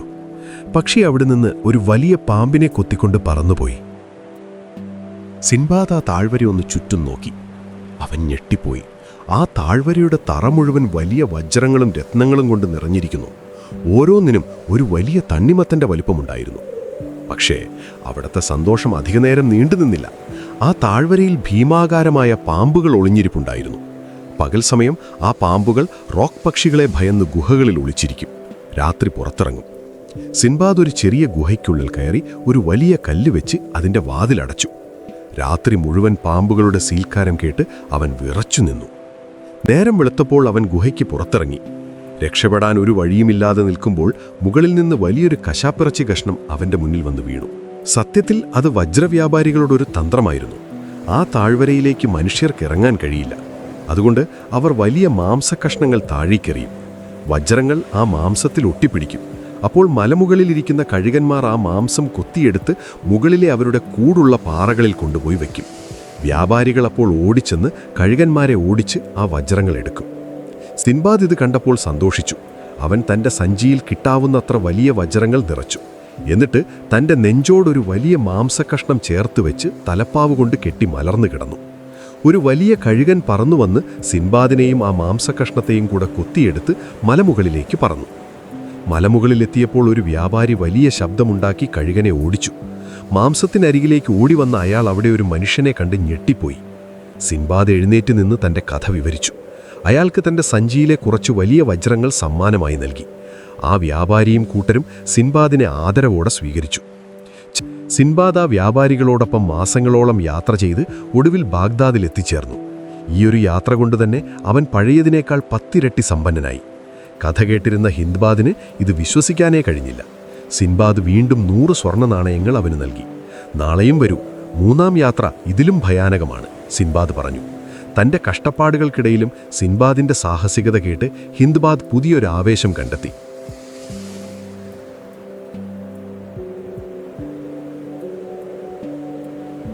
നമ്മുടെ ഹിന്ദുബാദ് ഇപ്പോൾ കഥ കേൾക്കാൻ പണ്ടത്തേക്കാളും ഉഷാറാണ്. 3ാം ദിവസം രാവിലെ അവൻ സിന്ധുബാദിൻ്റെ വീട്ടിലെത്തുമ്പോൾ അവിടെ വലിയൊരാൾക്കൂട്ടം തന്നെ ഉണ്ടായിരുന്നു. സിന്ധുബാദ് എല്ലാവരെയും അഭിവാദ്യം ചെയ്തുകൊണ്ട് തൻ്റെ 3ാമത്തെ യാത്രയെക്കുറിച്ച് പറഞ്ഞു തുടങ്ങി. 2ാമത്തെ യാത്രയിൽ കിട്ടിയ വജ്രങ്ങൾ കൊണ്ട് ബാഗ്ദാദിൽ വലിയൊരു പ്രതാപിയായി സിന്ധുബാദ് വാണു. പക്ഷെ കുറച്ചുനാൾ കഴിഞ്ഞപ്പോൾ ആ പഴയ കടൽ വിളി വീണ്ടും അവൻ്റെ ചെവിയിൽ മുഴങ്ങാൻ തുടങ്ങി. നമ്മൾ മലയാളികൾക്ക് ബിരിയാണി മടുക്കുമ്പോൾ ചെറിയൊരു മാറ്റത്തിന് കഞ്ഞി കുടിക്കാൻ തോന്നാറില്ലേ? അതുപോലെ തന്നെയായിരുന്നു സിന്ധുബാദിനും. സുഖസൗകര്യങ്ങൾ അവനെ മടുപ്പിച്ചു. അവൻ വീണ്ടും തൻ്റെ സാധനങ്ങൾ പാക്ക് ചെയ്തു ബസ്ര തുറമുഖത്തേക്ക് തിരിച്ചു. ഇത്തവണ അവൻ സഞ്ചരിച്ച കപ്പൽ മുൻപത്തേക്കാളും വലുതായിരുന്നു. ധാരാളം വ്യാപാരികൾ അതിലുണ്ടായിരുന്നു. പലതരം തുണിത്തരങ്ങളും ഗ്ലാസ് പാത്രങ്ങളുമായിരുന്നു ഇത്തവണത്തെ കച്ചവടം. യാത്രയുടെ തുടക്കം വളരെ മനോഹരമായിരുന്നു. പക്ഷേ വിധി അവനെ വീണ്ടും പരീക്ഷിക്കാൻ തീരുമാനിച്ചു. ദിവസങ്ങളോളം നീണ്ട യാത്രയ്ക്ക് ശേഷം പെട്ടെന്ന് കടൽ പ്രക്ഷുബ്ധമായി. ക്യാപ്റ്റൻ തൻ്റെ വസ്ത്രങ്ങൾ വലിച്ചു കീറിക്കൊണ്ട് കരയാൻ തുടങ്ങി. നമ്മൾ വഴിതെറ്റിയിരിക്കുന്നു. നമ്മളിപ്പോൾ എത്തിയിരിക്കുന്നത് കുരങ്ങുകളുടെ മല എന്നറിയപ്പെടുന്ന സ്ഥലത്താണ്. ഇവിടെ നിന്ന് ആരും രക്ഷപ്പെട്ടിട്ടില്ല, ക്യാപ്റ്റൻ വിളിച്ചു പറഞ്ഞു. അദ്ദേഹം പറഞ്ഞത് തീരുന്നതിന് മുൻപ് തന്നെ ദൂരെ നിന്ന് ആയിരക്കണക്കിന് കുരങ്ങുകൾ കടൽ തീരത്തേക്ക് ഓടിവരുന്നത് അവർ കണ്ടു. നമ്മുടെ നാട്ടിലെ കുരങ്ങന്മാരെ പോലെ അത്ര പാവങ്ങളല്ല ഇവർ. അവർക്ക് ഏകദേശം 2 അടി മാത്രം നീളമേ ഉള്ളൂ. പക്ഷേ ശരീരം മുഴുവൻ മഞ്ഞ നിറത്തിലുള്ള രോമങ്ങൾ കൊണ്ട് മൂടിയിരുന്നു. അവരുടെ കണ്ണുകൾ കണ്ടാൽ ക്രൂരത നിഴലിക്കുന്നത് പോലെ തോന്നും. ആ കുരങ്ങുകൾ കപ്പലിലേക്ക് ചാടിക്കയറി. ആയിരക്കണക്കിന് എണ്ണമുള്ളതുകൊണ്ട് തന്നെ അവരെ തടയാൻ ആർക്കും കഴിഞ്ഞില്ല. അവർ കപ്പലിലെ കയറുകൾ കടിച്ചു മുറിക്കുകയും വ്യാപാരികളെ എല്ലാവരെയും കടൽ തീരത്തേക്ക് ഓടിക്കുകയും ചെയ്തു. സിന്ധുബാദും കൂട്ടരും തീരത്ത് നിസ്സഹായരായി നിൽക്കുമ്പോൾ ആ വിചിത്ര ജീവികൾ കപ്പലും കൊണ്ട് ദൂരേക്ക് തുഴഞ്ഞുപോയി. സിന്ധുബാധ ആലോചിച്ചു. ഇതൊരുമാതിരി മര്യാദയില്ലാത്ത ഏർപ്പാടായിപ്പോയി. കൊള്ളക്കാരെ കണ്ടിട്ടുണ്ട്, പക്ഷേ കപ്പൽ മോഷ്ടിക്കുന്ന കുരങ്ങന്മാരെ ആദ്യമായിട്ടാണ് കാണുന്നത്. അവർ ആ ദ്വീപിലൂടെ കുറച്ചു ദൂരം നടന്നു. ഭക്ഷണത്തിനു വേണ്ടി പഴങ്ങൾ തിരയുന്നതിനിടയിൽ ദൂരെ വലിയൊരു കെട്ടിടം അവരുടെ കണ്ണിൽപ്പെട്ടു. അതൊരു വലിയ കൊട്ടാരമായിരുന്നു. അതിന് കറുത്ത എബണി മരത്തിൻ്റെ വലിയ വാതിലുകളുണ്ടായിരുന്നു. പേടിയോടെയാണെങ്കിലും അവർ ആ കൊട്ടാരത്തിനുള്ളിലേക്ക് കടന്നു. അകത്ത് വലിയൊരു ഹാളുണ്ടായിരുന്നു. അവിടെ ഒരു വശത്ത് ധാരാളം മനുഷ്യരുടെ അസ്ഥികൾ ചിതറിക്കിടക്കുന്നത് കണ്ട് അവർ ഞെട്ടിപ്പോയി. നടുവിൽ വലിയൊരു അടുപ്പുണ്ടായിരുന്നു. അതിൽ മാംസം ചുടാൻ ഉപയോഗിക്കുന്ന വലിയ ഇരുമ്പ് കമ്പികൾ നിരത്തിവെച്ചിട്ടുണ്ട്. അവിടെ ഇരുന്നപ്പോൾ സിൻബാദിന് പണ്ടാരോ പറഞ്ഞൊരു പഴയ കഥയോർമ്മ വന്നു. ചില ഭീമന്മാരുടെ ദ്വീപുകളെക്കുറിച്ച് പണ്ടു പണ്ഡിതന്മാർ തർക്കിക്കാറുണ്ടായിരുന്നു. അത് സത്യമാണോ എന്ന് അവനിപ്പോൾ നേരിട്ട് കാണാൻ പോകുകയാണ്. അന്ന് രാത്രിയായപ്പോൾ ഭൂമി കുലുങ്ങുന്നതുപോലെ ഒരു ശബ്ദം കേട്ടു. കൊട്ടാരത്തിൻ്റെ വലിയ വാതിൽ തുറന്നു. അകത്തേക്ക് കയറി വന്ന രൂപം കണ്ട് എല്ലാവരുടെയും ശ്വാസം നിലച്ചുപോയി. അതൊരു ഭീമാകാരമായ മനുഷ്യനായിരുന്നു. അവനൊരൊറ്റ കണ്ണു മാത്രമേ ഉണ്ടായിരുന്നുള്ളൂ. അത് നെറ്റിയുടെ നടുവിലൊരു കത്തുന്ന കൽക്കരി പോലെ തിളങ്ങുന്നുണ്ടായിരുന്നു. അവൻ്റെ പല്ലുകൾ കാട്ടുപന്നിയുടേതുപോലെ നീണ്ടതും കൂർത്തതുമായിരുന്നു. നഖങ്ങൾ പരുന്തിൻ്റെ നഖങ്ങളെപ്പോലെ വളഞ്ഞു നിൽക്കുന്നു. ആ ഭീമനൊന്ന് ഉറക്കെ ഗർജിച്ചുകൊണ്ട് അവരുടെ അടുത്തേക്ക് വന്നു. അവൻ ഓരോരുത്തരെയും തൊട്ടുനോക്കാൻ തുടങ്ങി. മാർക്കറ്റിൽ പോയി പച്ചക്കറി വാങ്ങുമ്പോൾ നമ്മളത് നല്ലതാണോ എന്ന് തൊട്ടുനോക്കാറില്ലേ? അതുപോലെയായിരുന്നു ആ ഭീമന്റെ പരിശോധന. അവൻ ഓരോരുത്തരെയും പിടിച്ചു നോക്കി. ഒടുവിൽ ക്യാപ്റ്റന്റെ അടുത്തേക്ക് ചെന്നു. ക്യാപ്റ്റൻ നല്ല തടിയുള്ള ആളായതുകൊണ്ട് അവനെയാണ് ഭീമനെ ഏറ്റവും ഇഷ്ടപ്പെട്ടത്. ആ ക്രൂരൻ ക്യാപ്റ്റനെ ഒറ്റയടിത്തി കൊന്ന് തൻ്റെ അടുപ്പിലിട്ട് ചുട്ടുതിന്നു. സിൻബാദും ബാക്കിയുള്ളവരും പേടിച്ചു വിറച്ച് ഒരു മൂലയിൽ ഒളിച്ചിരുന്നു. ജീവിതത്തിലെ ഏറ്റവും ഭയാനകമായ രാത്രിയായിരുന്നു അത്. പിറ്റേന്ന് രാവിലെ ആ ഭീമൻ ഉറക്കമെഴുന്നേറ്റ് പുറത്തേക്ക് പോയി. സിൻബാദും കൂട്ടരും അവിടെ നിന്ന് രക്ഷപ്പെടാൻ ഒരു വഴിയുമില്ലാതെ കരഞ്ഞു. പക്ഷേ സിൻബാദ് വെറുതെ ഇരിക്കാൻ തയ്യാറായില്ല. നമ്മളിങ്ങനെ കരഞ്ഞിരുന്നിട്ട് കാര്യമില്ല. അവൻ തിരിച്ചു വരുന്നതിന് മുൻപ് നമുക്കെന്തെങ്കിലും ചെയ്തേ തീരൂ. അവൻ മറ്റുള്ളവർക്ക് ധൈര്യം നൽകി. അവർ കടൽ തീരത്തേക്ക് പോയി അവിടെ നിന്ന് കുറച്ചു മരത്തടികൾ ശേഖരിച്ചു. ആ മരത്തടികൾ ഉപയോഗിച്ച് അവർ ചെറിയ ചങ്ങാടങ്ങളുണ്ടാക്കി കരയിൽ ഒളിപ്പിച്ചു വെച്ചു. രാത്രിയായപ്പോൾ ഭീമൻ തിരിച്ചു വന്നു. അവൻ പതിവ് പോലെ അടുത്തയൊരാളെ കൂടി കൊന്നു തിന്നു. ഭക്ഷണം കഴിഞ്ഞ് അവൻ കൂർക്കം വരിച്ചുറങ്ങാൻ തുടങ്ങിയപ്പോൾ സിൻബാദ് തൻ്റെ പ്ലാൻ എല്ലാവരോടും പറഞ്ഞു. അവർ ആ വലിയ ഇരുമ്പ് കമ്പികൾ അടുപ്പിലിട്ട് നന്നായി ചൂടാക്കി. അത് പഴുത്ത് ചുവന്ന നിറമായി. എന്നിട്ട് 10 പേർ ചേർന്ന് ആ വലിയ ഇരുമ്പ് കമ്പി ഉയർത്തിപ്പിടിച്ച് ആ ഭീമന്റെ ഒറ്റക്കണ്ണിലേക്ക് ആഞ്ഞുകുത്തി. ആ ഭീമൻ വേദന കൊണ്ട് അലറിക്കരഞ്ഞു. നമ്മുടെ നാട്ടിലെ ചക്ക വെട്ടുന്നതുപോലെ അത്ര ലളിതമായിരുന്നില്ല ആ കാഴ്ച. ആ അലർച്ച കേട്ട് ചുറ്റുമുള്ള മലകൾ പോലും വിറയ്ക്കുന്നതായി സിൻബാദിന് തോന്നി. കണ്ണു കാണാത്ത ആ ഭീമൻ എല്ലാവരെയും പിടിക്കാൻ നോക്കിയെങ്കിലും ആരും അവൻ്റെ കയ്യിൽ കിട്ടിയില്ല. അവൻ തപ്പിത്തടഞ്ഞ് പുറത്തേക്ക് പോയി. പെട്ടെന്ന് സിൻബാദും കൂട്ടരും ഓടിച്ചെന്ന് തങ്ങളുണ്ടാക്കിയ ചങ്ങാടങ്ങളിൽ കയറി കടലിലേക്ക് തുഴഞ്ഞു. പക്ഷേ അവരുടെ ആശ്വാസം അധിക നേരം നീണ്ടു നിന്നില്ല. ആ കണ്ണു കാണാത്ത ഭീമൻ തൻ്റെ കൂടെ ഒരുപാട് ഭീമന്മാരെയും കൂട്ടിക്കൊണ്ടാണ് മടങ്ങി വന്നത്. അവർ കടൽ തീരത്ത് നിന്ന് വലിയ പാറക്കല്ലുകളെടുത്ത് ചങ്ങാടങ്ങൾക്ക് നേരെ എറിയാൻ തുടങ്ങി. ഓരോ കല്ലും ഒരു ചെറിയ കുന്നുപോലെ വലുതായിരുന്നു. മിക്കവാറും ചങ്ങാടങ്ങൾ ആ കല്ലേറിൽ തകർന്നുപോയി. സിൻബാദിന്റെ ചങ്ങാടത്തിലുണ്ടായിരുന്ന 3 പേർ ഒഴികെ ബാക്കി എല്ലാവരും അവിടെ കൊല്ലപ്പെട്ടു. ഭാഗ്യത്തിന് സിൻബാദിരുന്ന ചങ്ങാടം ആ കല്ലേറിൽ നിന്ന് രക്ഷപ്പെട്ട് കടലിന്റെ നടുവിലെത്തി. അവർ ദിവസങ്ങളോളം കടലിൽ ലക്ഷ്യമില്ലാതെ ഒഴുകി നടന്നു. വിശപ്പും ദാഹവും അവരെ വല്ലാതെ തളർത്തി. ഒടുവിൽ അവർ മറ്റൊരു ദ്വീപിലെത്തി. അവിടെ വെച്ചവർ ഒരു വലിയ പാമ്പിനെ കണ്ടുമുട്ടി. ആ പാമ്പ് സിൻബാദിന്റെ കൂടെയുണ്ടായിരുന്ന 2 സുഹൃത്തുക്കളെയും വിഴുങ്ങി. ഇത്തവണ സിൻബാദ് ഒറ്റയ്ക്കായി. പക്ഷെ അവൻ ബുദ്ധിപൂർവം പ്രവർത്തിച്ചു. അവൻ തൻ്റെ ശരീരത്തിന് ചുറ്റും മരക്കഷ്ണങ്ങൾ വെച്ച് കെട്ടി ഒരു വലിയ കൂടുണ്ടാക്കി. പാമ്പിന് തന്നെ വിഴുങ്ങാൻ പറ്റാത്ത വിധത്തിലായിരുന്നു അവനത് രൂപകൽപ്പന ചെയ്തത്. പാമ്പ് വന്നെങ്കിലും ആ മരക്കഷ്ണങ്ങൾ കാരണം അവനെ വിഴുങ്ങാൻ അതിന് കഴിഞ്ഞില്ല. പിറ്റേന്ന് രാവിലെ ദൂരെ ഒരു കപ്പൽ വരുന്നത് കണ്ട് സിൻബാദ് തൻ്റെ വസ്ത്രങ്ങൾ വീശി ആംഗ്യം കാണിച്ചു. ഭാഗ്യത്തിന് കപ്പലിലെ നാവികർ അവനെ കണ്ടു. അങ്ങനെ അവൻ ആ അപകടങ്ങളിൽ നിന്നെല്ലാം രക്ഷപ്പെട്ടു. കപ്പലിൽ കയറിയപ്പോൾ അവിടെ കണ്ട കാഴ്ച അവനെ ശരിക്കും അത്ഭുതപ്പെടുത്തി. അത് തൻ്റെ 2ാമത്തെ യാത്രയിൽ തന്നെ മറന്നുപോയ അതേ കപ്പലായിരുന്നു. തൻ്റെ പഴയ സാധനങ്ങളെല്ലാം അതിൽ സുരക്ഷിതമായി ഇരിപ്പുണ്ടായിരുന്നു. ആ സാധനങ്ങൾ വിറ്റുകിട്ടിയ പണവുമായി സിൻബാദ് വീണ്ടും ബാഗ്ദാദിൽ തിരിച്ചെത്തി. ഹിൻബാദ് ഈ കഥ കേട്ട് കണ്ണു തള്ളിയിരിക്കുകയായിരുന്നു. ഒരു മനുഷ്യന് ഇത്രയധികം അപകടങ്ങളെ എങ്ങനെ അതിജീവിക്കാൻ കഴിയുമെന്ന് അവൻ അത്ഭുതപ്പെട്ടു. സിൻബാദ് ചിരിച്ചുകൊണ്ട് പറഞ്ഞു, വിശ്വാസവും ധൈര്യവുമാണ് എൻ്റെ കൈമുതൽ. എന്നിട്ടവൻ ഹിൻബാദിന് പതിവുപോലെ 100 സ്വർണ്ണ നാണയങ്ങൾ നൽകി. ഈ യാത്രയിൽ കുരങ്ങന്മാരും ഭീമനും നൽകിയ പാഠങ്ങൾ സിൻബാദിന് വലിയൊരു കരുത്തായി മാറി. ആർക്കും കീഴടങ്ങാത്ത ആ മനസ്സ് അവനെ ഒരു വലിയ വീരനാക്കി മാറ്റി. ഹിൻബാദ് തൻ്റെ വീട്ടിലേക്ക് മടങ്ങിയപ്പോൾ അവൻ്റെ ഉള്ളിൽ സിൻബാദിൻ്റെ ആ ഒറ്റക്കണ്ണുള്ള ഭീമന്റെ രൂപം മായാതെ നിന്നു.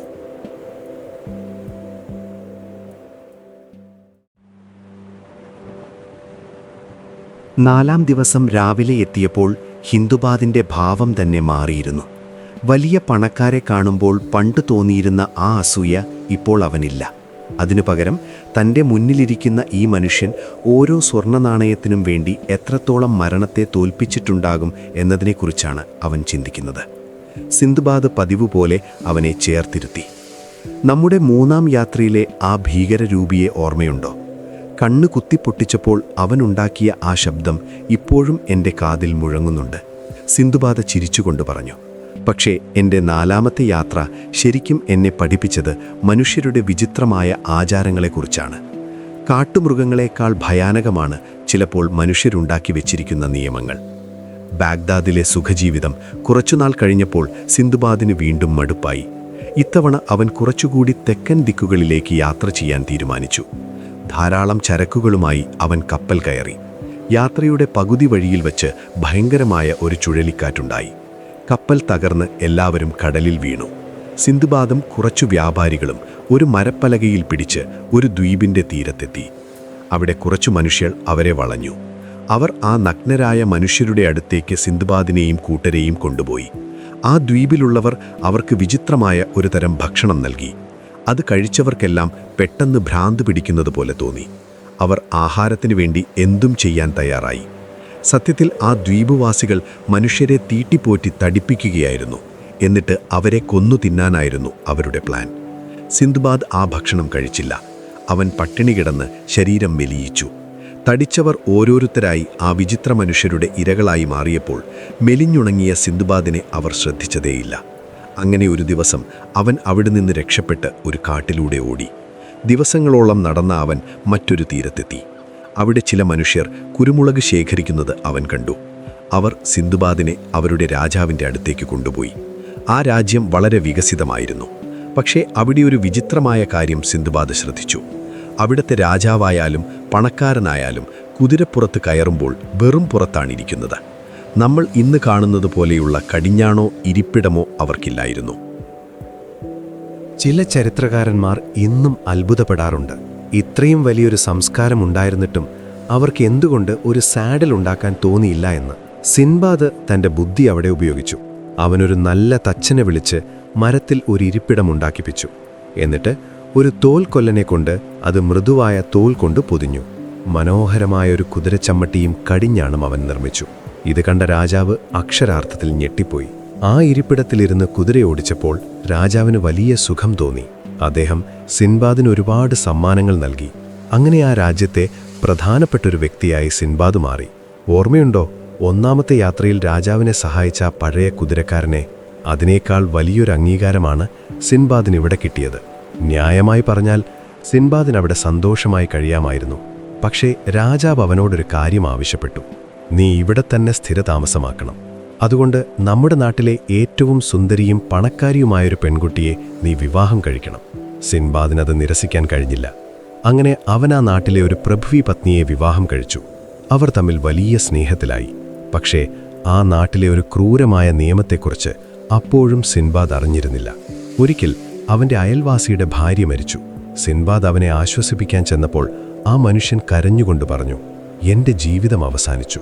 ഇന്ന് തന്നെ അവർ എന്നെയും കുഴിച്ചുമൂടും. ഇത് കേട്ട് സിൻബാദ് അമ്പരന്നുപോയി. ആ നാട്ടിലെ നിയമം അതായിരുന്നു. ഭാര്യ മരിച്ചാൽ ഭർത്താവിനെയും ഭർത്താവ് മരിച്ചാൽ ഭാര്യയെയും ജീവനോടെ കൂടെ അടക്കം ചെയ്യണം. സിൻബാദ് പേടിച്ചു വിറച്ചുപോയി. അവൻ രാജാവിനോട് ചോദിച്ചു, പ്രഭു, വിദേശികളായ ഞങ്ങളെപ്പോലെയുള്ളവർക്കും ഈ നിയമം ബാധകമാണോ? രാജാവ് ചിരിച്ചുകൊണ്ട് പറഞ്ഞു, തീർച്ചയായും. നീ ഇപ്പോൾ ഈ നാട്ടിലെ പൗരനല്ലേ? സിൻബാദ് അന്നു മുതൽ ദൈവത്തോട് പ്രാർത്ഥിക്കാൻ തുടങ്ങി, തൻ്റെ ഭാര്യയ്ക്കൊന്നും സംഭവിക്കരുതേ എന്ന്. പക്ഷേ വിധി മറ്റൊന്നായിരുന്നു. കുറച്ചു ദിവസങ്ങൾ കഴിഞ്ഞപ്പോൾ അവൻ്റെ ഭാര്യ രോഗബാധിതയായി മരിച്ചു. നാട്ടുനടപ്പനുസരിച്ച് രാജാവും പ്രജകളും വലിയൊരു വിലാപയാത്രയായി സിൻബാദിനെ ഒരു വലിയ മലയുടെ മുകളിലേക്ക് കൊണ്ടുപോയി. അവിടെ ആഴമേറിയൊരു ഗുഹയുണ്ടായിരുന്നു. ആദ്യം അവൻ്റെ ഭാര്യയുടെ മൃതദേഹം ആ ഗുഹയിലേക്ക് താഴ്ത്തി. എന്നിട്ട് 7 ചെറിയ റൊട്ടികളും ഒരു കുപ്പി വെള്ളവുമായി സിൻബാദിനെയും ആ ഇരുട്ടറയിലേക്ക് കെട്ടിയിറക്കി. ആ ഗുഹയ്ക്കുള്ളിലെ കാഴ്ച ഭയാനകമായിരുന്നു. മരിച്ചുപോയ 100 കണക്കിന് ആളുകളുടെ അസ്ഥികൂടങ്ങൾ അവിടെ ചിതറിക്കിടക്കുന്നു. വല്ലാത്തൊരു ദുർഗന്ധം അവിടെ ആകെ പടർന്നിരുന്നു. സിൻബാദ് കരഞ്ഞു വിളിച്ചെങ്കിലും മുകളിൽ ആ ഗുഹ വലിയൊരു കല്ലുകൊണ്ട് അടയ്ക്കപ്പെട്ട് കഴിഞ്ഞിരുന്നു. താൻ ഇത്രയും യാത്രകൾ നടത്തിയിട്ട് ഒടുവിൽ ഇങ്ങനെ ഒരു ഗുഹയ്ക്കുള്ളിൽ കിടന്ന് മരിക്കാനാണോ വിധി എന്നവൻ ആലോചിച്ചു. ഓർമ്മയുണ്ടോ രണ്ടാമത്തെ യാത്രയിലെ ആ പാമ്പുകളുടെ ഗുഹ? അതിനേക്കാൾ കഷ്ടമായിരുന്നു ഇത്തവണത്തെ അവസ്ഥ. അവൻ തൻ്റെ കയ്യിലുള്ള റൊട്ടി വളരെ മിതമായി കഴിച്ചു. ദിവസങ്ങൾ കടന്നുപോയി. ഒരു ദിവസം ആ ഗുഹയുടെ മുകളിൽ നിന്ന് വീണ്ടും കല്ല് മാറുന്ന ശബ്ദം അവൻ കേട്ടു. ആരോ ഒരാളെ കൂടി അവിടെ അടക്കം ചെയ്യാൻ കൊണ്ടുവന്നതായിരുന്നു. ആ സാഹചര്യത്തിൽ സിൻബാദ് അതിജീവനത്തിനായി ഒരു ക്രൂരമായ തീരുമാനമെടുത്തു. പുതുതായി വന്ന ആളുടെ കയ്യിലുള്ള ഭക്ഷണത്തിനായി അവൻ അയാളെ വകവരുത്തി. ഇത് കേൾക്കുമ്പോൾ നമുക്ക് സിൻബാദിനോട് ചെറിയൊരു ദേഷ്യം തോന്നാം. പക്ഷേ ആ ഇരുട്ടറയിൽ ജീവൻ നിലനിർത്താൻ അവന് വേറെ വഴികളില്ലായിരുന്നു. അങ്ങനെ കുറേ ദിവസങ്ങൾ കൂടി അവൻ തള്ളി നീക്കി. പെട്ടെന്നൊരു ദിവസം ഗുഹയുടെ ഒരു മൂലയിൽ നിന്ന് എന്തോ ഒരു മൃഗം മാന്തി പൊളിക്കുന്ന ശബ്ദം അവൻ കേട്ടു. സൂക്ഷിച്ചു നോക്കിയപ്പോൾ അതൊരു കുറുക്കനോ മറ്റോ ആണെന്ന് അവന് മനസ്സിലായി. ആ മൃഗം ഗുഹയിലേക്ക് വരുന്നത് എവിടെ നിന്നോ ഉള്ള ഒരു ചെറിയ ദ്വാരത്തിലൂടെയാണ്. സിൻബാദ് ആ മൃഗത്തെ പിന്തുടരാൻ തീരുമാനിച്ചു. ഇരുട്ടിലൂടെ തപ്പിത്തടഞ്ഞ് അവനൊരു ഇടുങ്ങിയ വഴിയിലൂടെ ഇഴഞ്ഞു നീങ്ങി. കുറേ നേരം കഴിഞ്ഞപ്പോൾ ദൂരെ ഒരു ചെറിയ വെളിച്ചം കണ്ടു. ആ വെളിച്ചം ലക്ഷ്യമാക്കി നീങ്ങിയ സിൻബാദ് ഒടുവിൽ കടൽ തീരത്തെ ഒരു പാറയിടുക്കിലൂടെ പുറത്തെത്തി. ആകാശവും കടലും കണ്ടപ്പോൾ അവന് ശ്വാസം നേരെ വീണു. പക്ഷെ അവൻ വെറുതെ മടങ്ങിയില്ല. ഗുഹയ്ക്കുള്ളിൽ മരിച്ചുപോയ പ്രഭുക്കന്മാരുടെയും മറ്റും ശരീരത്തിലുണ്ടായിരുന്ന വിലപിടിപ്പുള്ള രത്നങ്ങളും ആഭരണങ്ങളും അവൻ ആ സഞ്ചിയിലാക്കി പുറത്തെത്തിച്ചിരുന്നു. സിൻബാദിൻ്റെ ആ കച്ചവട ബുദ്ധി സമ്മതിക്കണം. മരിക്കാൻ കിടക്കുമ്പോഴും അവൻ ലാഭം നോക്കി. കുറച്ചു ദിവസങ്ങൾക്ക് ശേഷം ആ തീരത്തുകൂടി പോയ ഒരു കപ്പൽ സിൻബാദിനെ രക്ഷപ്പെടുത്തി. തൻ്റെ കയ്യിലുള്ള രത്നങ്ങൾ വിറ്റ പണവുമായി അവൻ വീണ്ടും ബാഗ്ദാദിൽ തിരിച്ചെത്തി. സിൻബാദ് കഥ നിർത്തിയപ്പോൾ ഹിന്ദ്ബാദ് വല്ലാതെ തളർന്നിരുന്നു. സ്നേഹിച്ച ഭാര്യയെയും നഷ്ടപ്പെട്ട് ജീവനോടെ ശവക്കുഴിയിൽ കഴിയേണ്ടി വന്ന ആ അവസ്ഥ അവനെ വല്ലാതെ ഭയപ്പെടുത്തി. സിൻബാദ് ചിരിച്ചുകൊണ്ട് പറഞ്ഞു, സ്നേഹിത, ദുരന്തങ്ങൾ വരുമ്പോൾ തളരരുത്. നമ്മൾ വിചാരിക്കാത്ത വഴികളിലൂടെ ദൈവം നമ്മെ രക്ഷിക്കും. സിൻബാദ് പതിവ് പോലെ അവന് 100 സ്വർണ്ണ നാണയങ്ങൾ നൽകി. നാളെ 5ാമത്തെ യാത്രയെക്കുറിച്ച് പറയാം എന്ന് പറഞ്ഞ് അവൻ ഹിന്ദ്ബാദിനെ യാത്രയാക്കി. സിൻബാദിൻ്റെ ആത്മബലവും ഏത് സാഹചര്യത്തിലും ലാഭം കൊയ്യാനുള്ള ആ കഴിവും ഹിന്ദ്ബാദിനൊരു പുതിയ പാഠമായിരുന്നു. കുതിരയ്ക്ക് സാഡിലുണ്ടാക്കി കൊടുത്ത ആ വിദേശി നാവികനെ ആ രാജ്യം ഇപ്പോഴും ഓർക്കുന്നുണ്ടാകുമോ എന്നവൻ വീട്ടിലേക്ക് നടക്കുമ്പോൾ ചിന്തിച്ചു.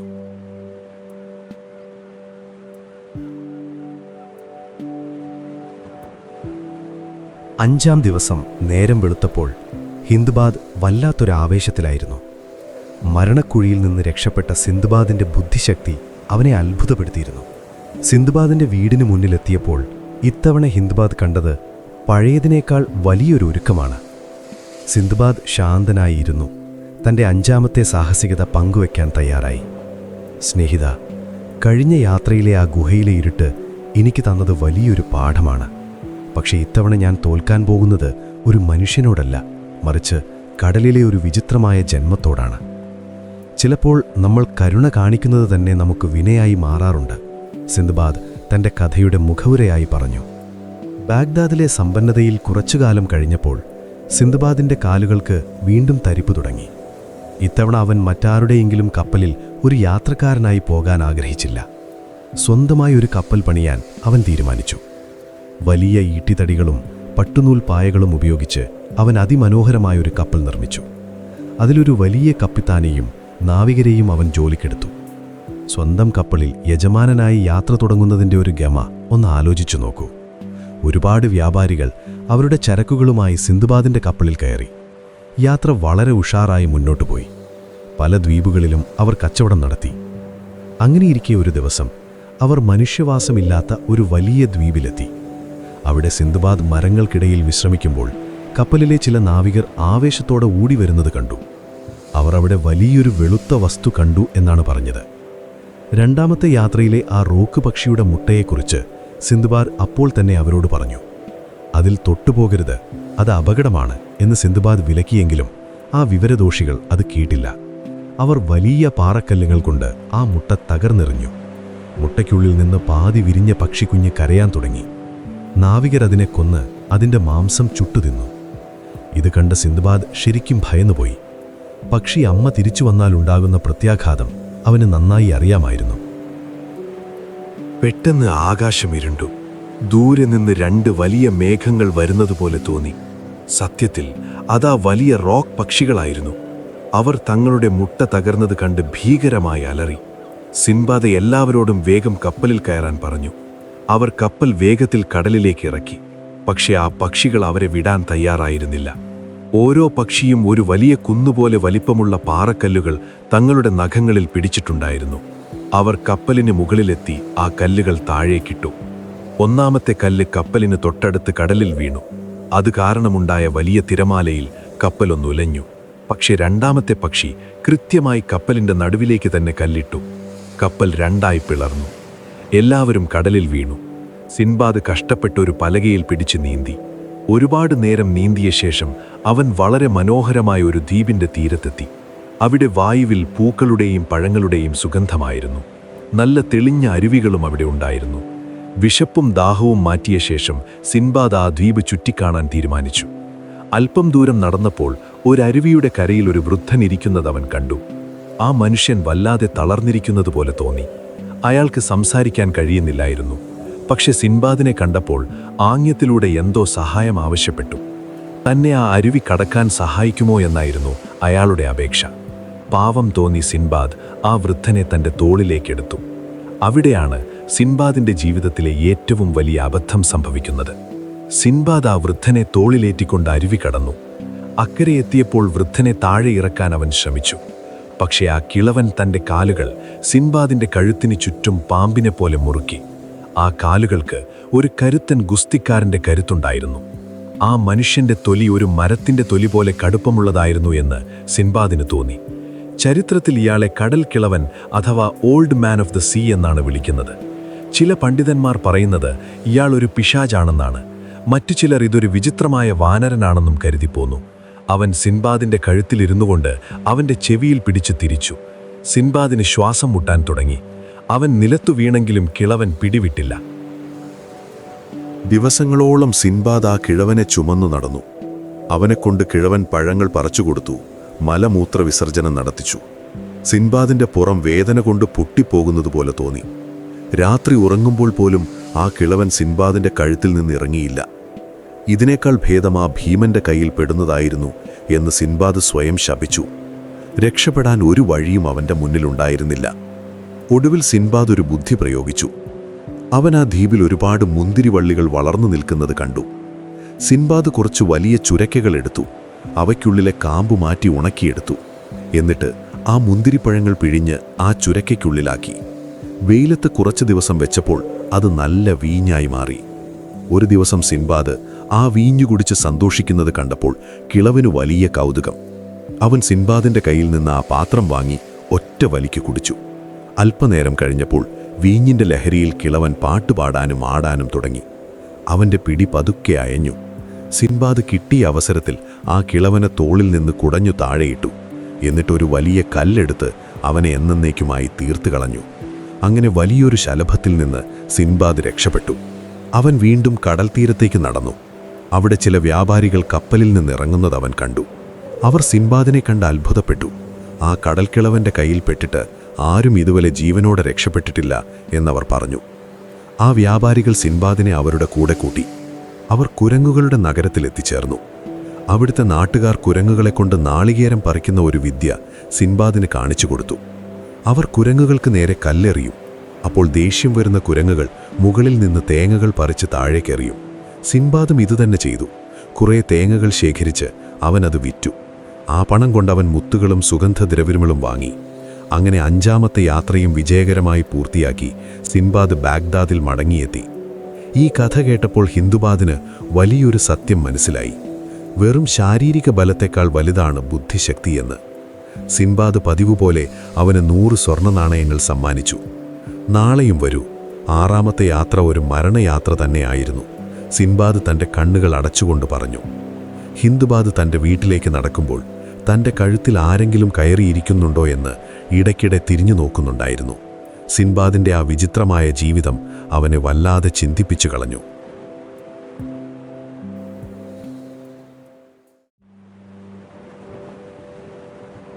6ാമത്തെ ദിവസം രാവിലെ ഹിന്ദുബാദ് എത്തിയപ്പോൾ സിന്ധുബാദിന്റെ മുഖത്ത് ഗൗരവമേറിയൊരു ഭാവമായിരുന്നു.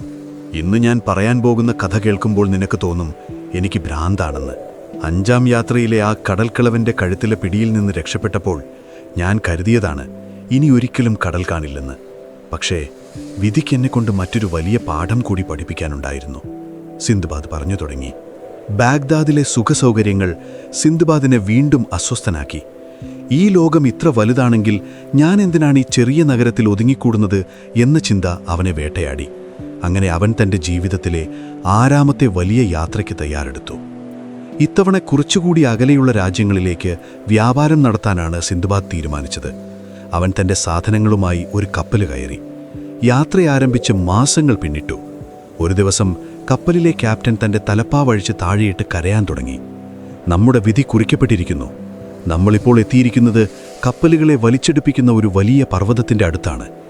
ഇവിടെ എത്തുന്ന ഒരു കപ്പലും ഇതുവരെ രക്ഷപ്പെട്ടിട്ടില്ല, ക്യാപ്റ്റൻ ഭയത്തോടെ വിളിച്ചു പറഞ്ഞു. പെട്ടെന്നൊരു വലിയ കാറ്റ് വീശി കപ്പൽ ആ പർവ്വതത്തിലെ പാറയിടുക്കുകളിലേക്ക് ഇടിച്ചു കയറി. കപ്പൽ തകർന്ന് തരിപ്പണമായി. സിന്ധുബാദും കുറച്ചു വ്യാപാരികളും നീന്തിക്കരയിലെത്തി. പക്ഷേ ആ കര കണ്ടപ്പോൾ അവർ ശരിക്കും ഞെട്ടിപ്പോയി. അതൊരു സാധാരണ കടൽ തീരമായിരുന്നില്ല. ആ തീരം മുഴുവൻ തകർന്നുപോയ 100 കണക്കിന് കപ്പലുകളുടെ അവശിഷ്ടങ്ങൾ കൊണ്ട് നിറഞ്ഞിരുന്നു. അതിനേക്കാൾ അത്ഭുതം, ആ മണ്ണിൽ സാധാരണ കല്ലുകൾക്ക് പകരം വലിയ വജ്രങ്ങളും പവിഴങ്ങളും മുത്തുകളും ചിതറിക്കിടക്കുന്നുണ്ടായിരുന്നു. ലോകത്തിലെ ഏറ്റവും വലിയ സമ്പത്ത് അവിടെ കൺമുന്നിൽ കിടക്കുന്നു. പക്ഷേ ഒരു തുള്ളി വെള്ളമോ കഴിക്കാൻ ഒരു കഷ്ണം ഭക്ഷണമോ അവിടെ ഉണ്ടായിരുന്നില്ല. ആ പർവ്വതം അത്രയും കുത്തനെയുള്ളതായിരുന്നു. അവിടെ നിന്ന് മുകളിലേക്ക് കയറാൻ ആർക്കും കഴിയില്ല. അവിടെ കുടുങ്ങിയവർ വിശപ്പ് സഹിക്കവയ്യാതെ ഓരോരുത്തരായി മരിച്ചു വീഴാൻ തുടങ്ങി. സിൻബാദ് തൻ്റെ സുഹൃത്തുക്കൾ ഓരോരുത്തരായി മരിക്കുന്നത് നിസ്സഹായനായി നോക്കി നിന്നു. അവൻ അവർക്ക് വേണ്ടി കുഴികൾ വെട്ടി അവരെ അടക്കം ചെയ്തു. ഒടുവിൽ സിൻബാദ് മാത്രം അവിടെ ബാക്കിയായി. അവൻ്റെ കയ്യിലുണ്ടായിരുന്ന ആഹാരവും ഏകദേശം തീരാറായിരുന്നു. ഇവിടെ ഇങ്ങനെ കിടന്ന് മരിക്കുന്നതിനേക്കാൾ നല്ലത് എന്തെങ്കിലും ഒരു സാഹസികതയ്ക്ക് മുതിരുന്നതാണ് എന്നവൻ ആലോചിച്ചു. അപ്പോഴാണ് അവനൊരു കാര്യം ശ്രദ്ധിച്ചത്. ആ തീരത്തുകൂടി ഒരു വലിയ ശുദ്ധജല നദി ഒഴുകുന്നുണ്ട്. വിചിത്രമെന്ന് പറയട്ടെ, ആ നദി കടലിലേക്കല്ല ഒഴുകുന്നത്. പകരം ആ വലിയ പർവ്വതത്തിനുള്ളിലെ ഒരു ഇരുണ്ട ഗുഹയിലേക്കാണ്. സാധാരണ നദികൾ ഉത്ഭവിക്കുന്നത് പർവ്വതങ്ങളിൽ നിന്നാണെങ്കിൽ ഈ നദി പർവ്വതത്തിനുള്ളിലേക്ക് അപ്രത്യക്ഷമാകുകയായിരുന്നു. സിൻബാദ് തൻ്റെ കയ്യിലുള്ള കുറച്ചു മരത്തടികൾ കൂട്ടിയിണക്കി ഒരു ചങ്ങാടം നിർമ്മിക്കാൻ തീരുമാനിച്ചു. ആ പർവ്വതത്തിൻ്റെ തീരത്ത് വിലപിടിപ്പുള്ള അഗർ മരങ്ങൾ ധാരാളമായി ഉണ്ടായിരുന്നു. നമ്മൾ സാധാരണ വിറകായി ഉപയോഗിക്കുന്നതിനേക്കാൾ വിലയുള്ള അഗർ മരങ്ങൾ കൊണ്ടാണ് സിൻബാദ് തൻ്റെ ചങ്ങാടമുണ്ടാക്കിയത്. അവൻ തൻ്റെ കയ്യിലുള്ള ബാക്കി വന്ന വജ്രങ്ങളും രത്നങ്ങളും വലിയ സഞ്ചികളിലാക്കി ആ ചങ്ങാടത്തിൽ വെച്ചു. എന്നിട്ട് ദൈവത്തിൻ്റെ പേര് ചൊല്ലി ആ ഇരുണ്ട ഗുഹയ്ക്കുള്ളിലേക്കൊഴുകുന്ന നദിയിലൂടെ യാത്ര തുടങ്ങി. ഗുഹയ്ക്കുള്ളിൽ കൂരാക്കൂരിരുട്ടായിരുന്നു. മുകളിൽ പർവ്വതത്തിൻ്റെ പാറകൾ താഴ്ന്നു നിൽക്കുന്നതിനാൽ അവന് ചങ്ങാടത്തിൽ എഴുന്നേറ്റ് നിൽക്കാൻ പോലും കഴിയില്ലായിരുന്നു. ആ ഇരുണ്ട ഗുഹയ്ക്കുള്ളിലെ യാത്ര എത്ര നേരം നീണ്ടുനിന്നു എന്ന് സിൻബാദിന് ഒരറിവുമില്ലായിരുന്നു. ഗുഹയുടെ ഭിത്തികളിൽ ഇടയ്ക്കിടെ ചങ്ങാടം ഉരസുന്ന ശബ്ദം അവനെ പേടിപ്പിച്ചു. ഒരു നിമിഷം അവൻ വിചാരിച്ചു തൻ്റെ അന്ത്യം ഈ ഇരുട്ടറയിലായിരിക്കുമെന്ന്. വിശപ്പും തളർച്ചയും കൊണ്ട് അവൻ ആ ചങ്ങാടത്തിൽ തന്നെ ഉറങ്ങിപ്പോയി. സിൻബാദ് ഉണർന്നപ്പോൾ അവൻ്റെ കണ്ണുകൾ ആ കടുത്ത വെളിച്ചത്തിലൊന്ന് ചിമ്മിപ്പോയി. അവൻ എത്തിച്ചേർന്നത് അതിമനോഹരമായ ഒരു സമതലത്തിലായിരുന്നു. ചുറ്റും പച്ചപ്പും ഫലഭൂയിഷ്ടമായ മണ്ണും. അവിടെ കുറച്ച് മനുഷ്യർ നിൽക്കുന്നത് അവൻ കണ്ടു. അവർ അവനോട് സംസാരിച്ചെങ്കിലും ആ ഭാഷ സിൻബാദിന് മനസ്സിലായില്ല. ഒടുവിൽ അവരുടെ കൂട്ടത്തിൽ അറബി ഭാഷ അറിയാവുന്ന ഒരാൾ സിൻബാദിൻ്റെ കഥ കേട്ടു. അവൻ എത്തിച്ചേർന്നത് ലോകപ്രശസ്തമായ സെരൻഡിപ്പ്, അതായത് ഇന്നത്തെ ശ്രീലങ്കയിലായിരുന്നു. ആ നാട്ടുകാർ സിൻബാഡിനെ വളരെ സ്നേഹത്തോടെ സ്വീകരിച്ചു. അവർ അവനെ അവരുടെ രാജാവിൻ്റെ അടുത്തേക്ക് കൊണ്ടുപോയി. സെരൻഡിബിലെ രാജാവ് വലിയൊരു ആനപ്പുറത്താണ് ഇരുന്നിരുന്നത്. ആ ആനയ്ക്ക് പോലും സ്വർണ്ണാഭരണങ്ങൾ അണിയിച്ചിരുന്നു. സിൻബാദ് രാജാവിനോട് തൻ്റെ സാഹസിക യാത്രകളെക്കുറിച്ച് വിവരിച്ചു. പർവ്വതത്തിനടിയിലെ ആ ഇരുണ്ട നദിയിലൂടെ താൻ എങ്ങനെയാണ് ഇവിടെ എത്തിയതെന്ന് കേട്ടപ്പോൾ രാജാവ് അത്ഭുതപ്പെട്ടുപോയി. സിൻബാദ് തന്റെ ചങ്ങാടത്തിലുണ്ടായിരുന്ന വിലപിടിപ്പുള്ള അഗർ മരങ്ങളും വജ്രങ്ങളും രാജാവിന് സമ്മാനമായി നൽകി. രാജാവ് സിൻബാദിനെ കൊട്ടാരത്തിൽ ഒരു വിരുന്നുകാരനായി താമസിപ്പിച്ചു. അവിടെ വെച്ച് സിൻബാദ് ആ നാട്ടിലെ വിചിത്രമായ പല കാഴ്ചകളും കണ്ടു. അവിടുത്തെ സ്വർണ്ണഖരികളെക്കുറിച്ചും മുത്തുച്ചിപ്പികളെക്കുറിച്ചും അവൻ ഒരുപാട് കാര്യങ്ങൾ മനസ്സിലാക്കി. സിൻബാദ് തിരികെ ബാഗ്ദാദിലേക്ക് പോകാൻ ആഗ്രഹം പ്രകടിപ്പിച്ചപ്പോൾ രാജാവ് സന്തോഷത്തോടെ സമ്മതിച്ചു. അത്രമാത്രമല്ല, ബാഗ്ദാദിലെ ഖലീഫയായ ഹാറൂൻ അൽ റഷീദിന് നൽകാനായി രാജാവ് വിലപിടിപ്പുള്ള ഒരു കത്തും ഒരുപാട് സമ്മാനങ്ങളും സിൻബാദിന്റെ പക്കൽ കൊടുത്തുവിട്ടു. ഒരു വലിയ മാണിക്യം കൊണ്ട് നിർമ്മിച്ച കപ്പും ഒരു ആനക്കൊമ്പും 1,00,000 സ്വർണ്ണ നാണയങ്ങളും ആ സമ്മാനങ്ങളിൽ ഉണ്ടായിരുന്നു. ഒരു വലിയ കപ്പലിൽ രാജകീയമായ ആദരവോടെ സിൻബാദ് ബാഗ്ദാദിലേക്ക് തിരിച്ചു. കടലിൽ വലിയ അപകടങ്ങളൊന്നുമില്ലാതെ അവൻ സുരക്ഷിതമായി ബസ്ര തുറമുഖത്തെത്തി. അവിടെ നിന്ന് ബാഗ്ദാദിലെത്തിയ അവൻ നേരെ ഖലീഫയെ കാണാൻ പോയി. സെറൻഡിബിലെ രാജാവിന്റെ സമ്മാനങ്ങൾ കണ്ടപ്പോൾ ഖലീഫയ്ക്ക് വലിയ സന്തോഷം തോന്നി. അദ്ദേഹം സിൻബാദിന് ഒരുപാട് സമ്മാനങ്ങൾ നൽകി ആദരിച്ചു. അങ്ങനെ 6ാമത്തെ യാത്രയും സിൻബാദിന് ഒരുപാട് സമ്പത്തും ബഹുമാനവും നൽകി. സിൻബാദ് തന്റെ കഥ പറഞ്ഞു നിർത്തിയപ്പോൾ ഹിന്ദ്ബാദ് വല്ലാതെ അത്ഭുതപ്പെട്ടുപോയി. യജമാനനെ, ഇത്രയും മരണങ്ങൾ കണ്ടിട്ടും നിങ്ങൾ എങ്ങനെയാണ് വീണ്ടും യാത്ര ചെയ്യാൻ തുനിയുന്നത്? ഹിന്ദ്ബാദ് ചോദിച്ചു. സിൻബാദ് ചിരിച്ചുകൊണ്ട് പറഞ്ഞു, ജീവിതം എന്നത് തന്നെ ഒരു യാത്രയാണ്. ഓരോ അപകടവും നമ്മെ പുതിയൊരു പാഠം പഠിപ്പിക്കും. എന്നിട്ട് സിൻബാദ് ഹിന്ദ്ബാദിന് പതിവുപോലെ 100 സ്വർണ്ണ നാണയങ്ങൾ നൽകി. തന്റെ വീട്ടിലേക്ക് നടക്കുമ്പോൾ ഹിന്ദ്ബാദ് ആ പർവ്വതത്തിനടിയിലെ ഇരുണ്ട നദിയെക്കുറിച്ചാണ് ചിന്തിച്ചിരുന്നത്. അത്രയും വലിയൊരു നിധിശേഖരമുണ്ടായിരുന്നിട്ടും അവിടെ കുടുങ്ങിയവർ വിശപ്പ് സഹിക്കാതെ മരിച്ചുപോയത് പണത്തിന്റെ നിരർത്ഥകതയെക്കുറിച്ച് അവനെ ബോധ്യപ്പെടുത്തി.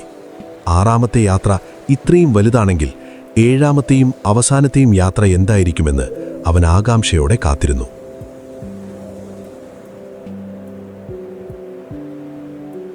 7ാമത്തെ ദിവസം രാവിലെ എത്തിയപ്പോൾ ഹിന്ദ്ബാദിന്റെ കണ്ണുകളിൽ ഒരുതരം സങ്കടം നിഴലിക്കുന്നുണ്ടായിരുന്നു. കാരണം ഇത് സിൻബാദിന്റെ അവസാനത്തെ കടൽയാത്രയുടെ കഥയാണ്. ഇതിനുശേഷം തൻ്റെ പ്രിയപ്പെട്ട കഥാകാരൻ യാത്ര അവസാനിപ്പിക്കുമോ എന്ന ഭയം അവനുണ്ടായിരുന്നു. സിൻബാദ് പതിവ് പോലെ പുഞ്ചിരിച്ചുകൊണ്ട് അവനെ സ്വീകരിച്ചു. സ്നേഹിത, 6ാമത്തെ യാത്ര കഴിഞ്ഞ് ബാഗ്ദാദിലെത്തിയപ്പോൾ ഞാൻ കരുതിയതാണ് ഇനി എൻ്റെ ഈ വാർദ്ധക്യകാലം സമാധാനമായി ഇവിടെ ചെലവഴിക്കാമെന്ന്.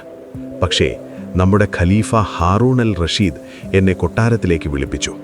സെറൻഡിബിലെ രാജാവയച്ച സമ്മാനങ്ങൾക്ക് പകരമായി ബാഗ്ദാദിൽ നിന്നുള്ള വിശിഷ്ടമായ സമ്മാനങ്ങൾ അങ്ങോട്ടെത്തിക്കാൻ ഖലീഫ എന്നോട് ആവശ്യപ്പെട്ടു. ഒരു ചക്രവർത്തിയുടെ കൽപ്പന ലംഘിക്കാൻ എനിക്ക് കഴിയില്ലായിരുന്നു. അങ്ങനെ വിധി എന്നെ 7ാമതും കടലിലേക്കിറക്കി. സിൻബാദ് പറഞ്ഞു തുടങ്ങി. ഇത്തവണത്തെ യാത്ര ഒരു കച്ചവടക്കാരൻ്റേതായിരുന്നില്ല, മറിച്ചൊരു സ്ഥാനപതിയുടേതായിരുന്നു. ഖലീഫ കൊടുത്തുവിട്ട സമ്മാനങ്ങൾ അതീവ വിലപിടിപ്പുള്ളവയായിരുന്നു. പട്ടുവസ്ത്രങ്ങൾ, വജ്രം പതിപ്പിച്ച കിരീടം എന്നിവയ്ക്ക് പുറമെ ലോകപ്രശസ്തമായ കുറച്ച് കുതിരകളെയും ഖലീഫ സെറൻഡിബിലേക്ക് കൊടുത്തുവിട്ടു. യാത്രയുടെ ആദ്യ പകുതി വളരെ സുഖകരമായിരുന്നു. സിൻബാദ് സെറൻഡിബിലെത്തി രാജാവിനെ കണ്ട് ഖലീഫയുടെ സമ്മാനങ്ങൾ കൈമാറി. രാജാവ് വലിയ സന്തോഷത്തോടെ അവ സ്വീകരിക്കുകയും സിൻബാദിന് വലിയൊരു യാത്രയയപ്പ് നൽകുകയും ചെയ്തു. എന്നാൽ മടക്കി യാത്രയിലാണ് കാര്യങ്ങൾ തകിടം മറിഞ്ഞത്.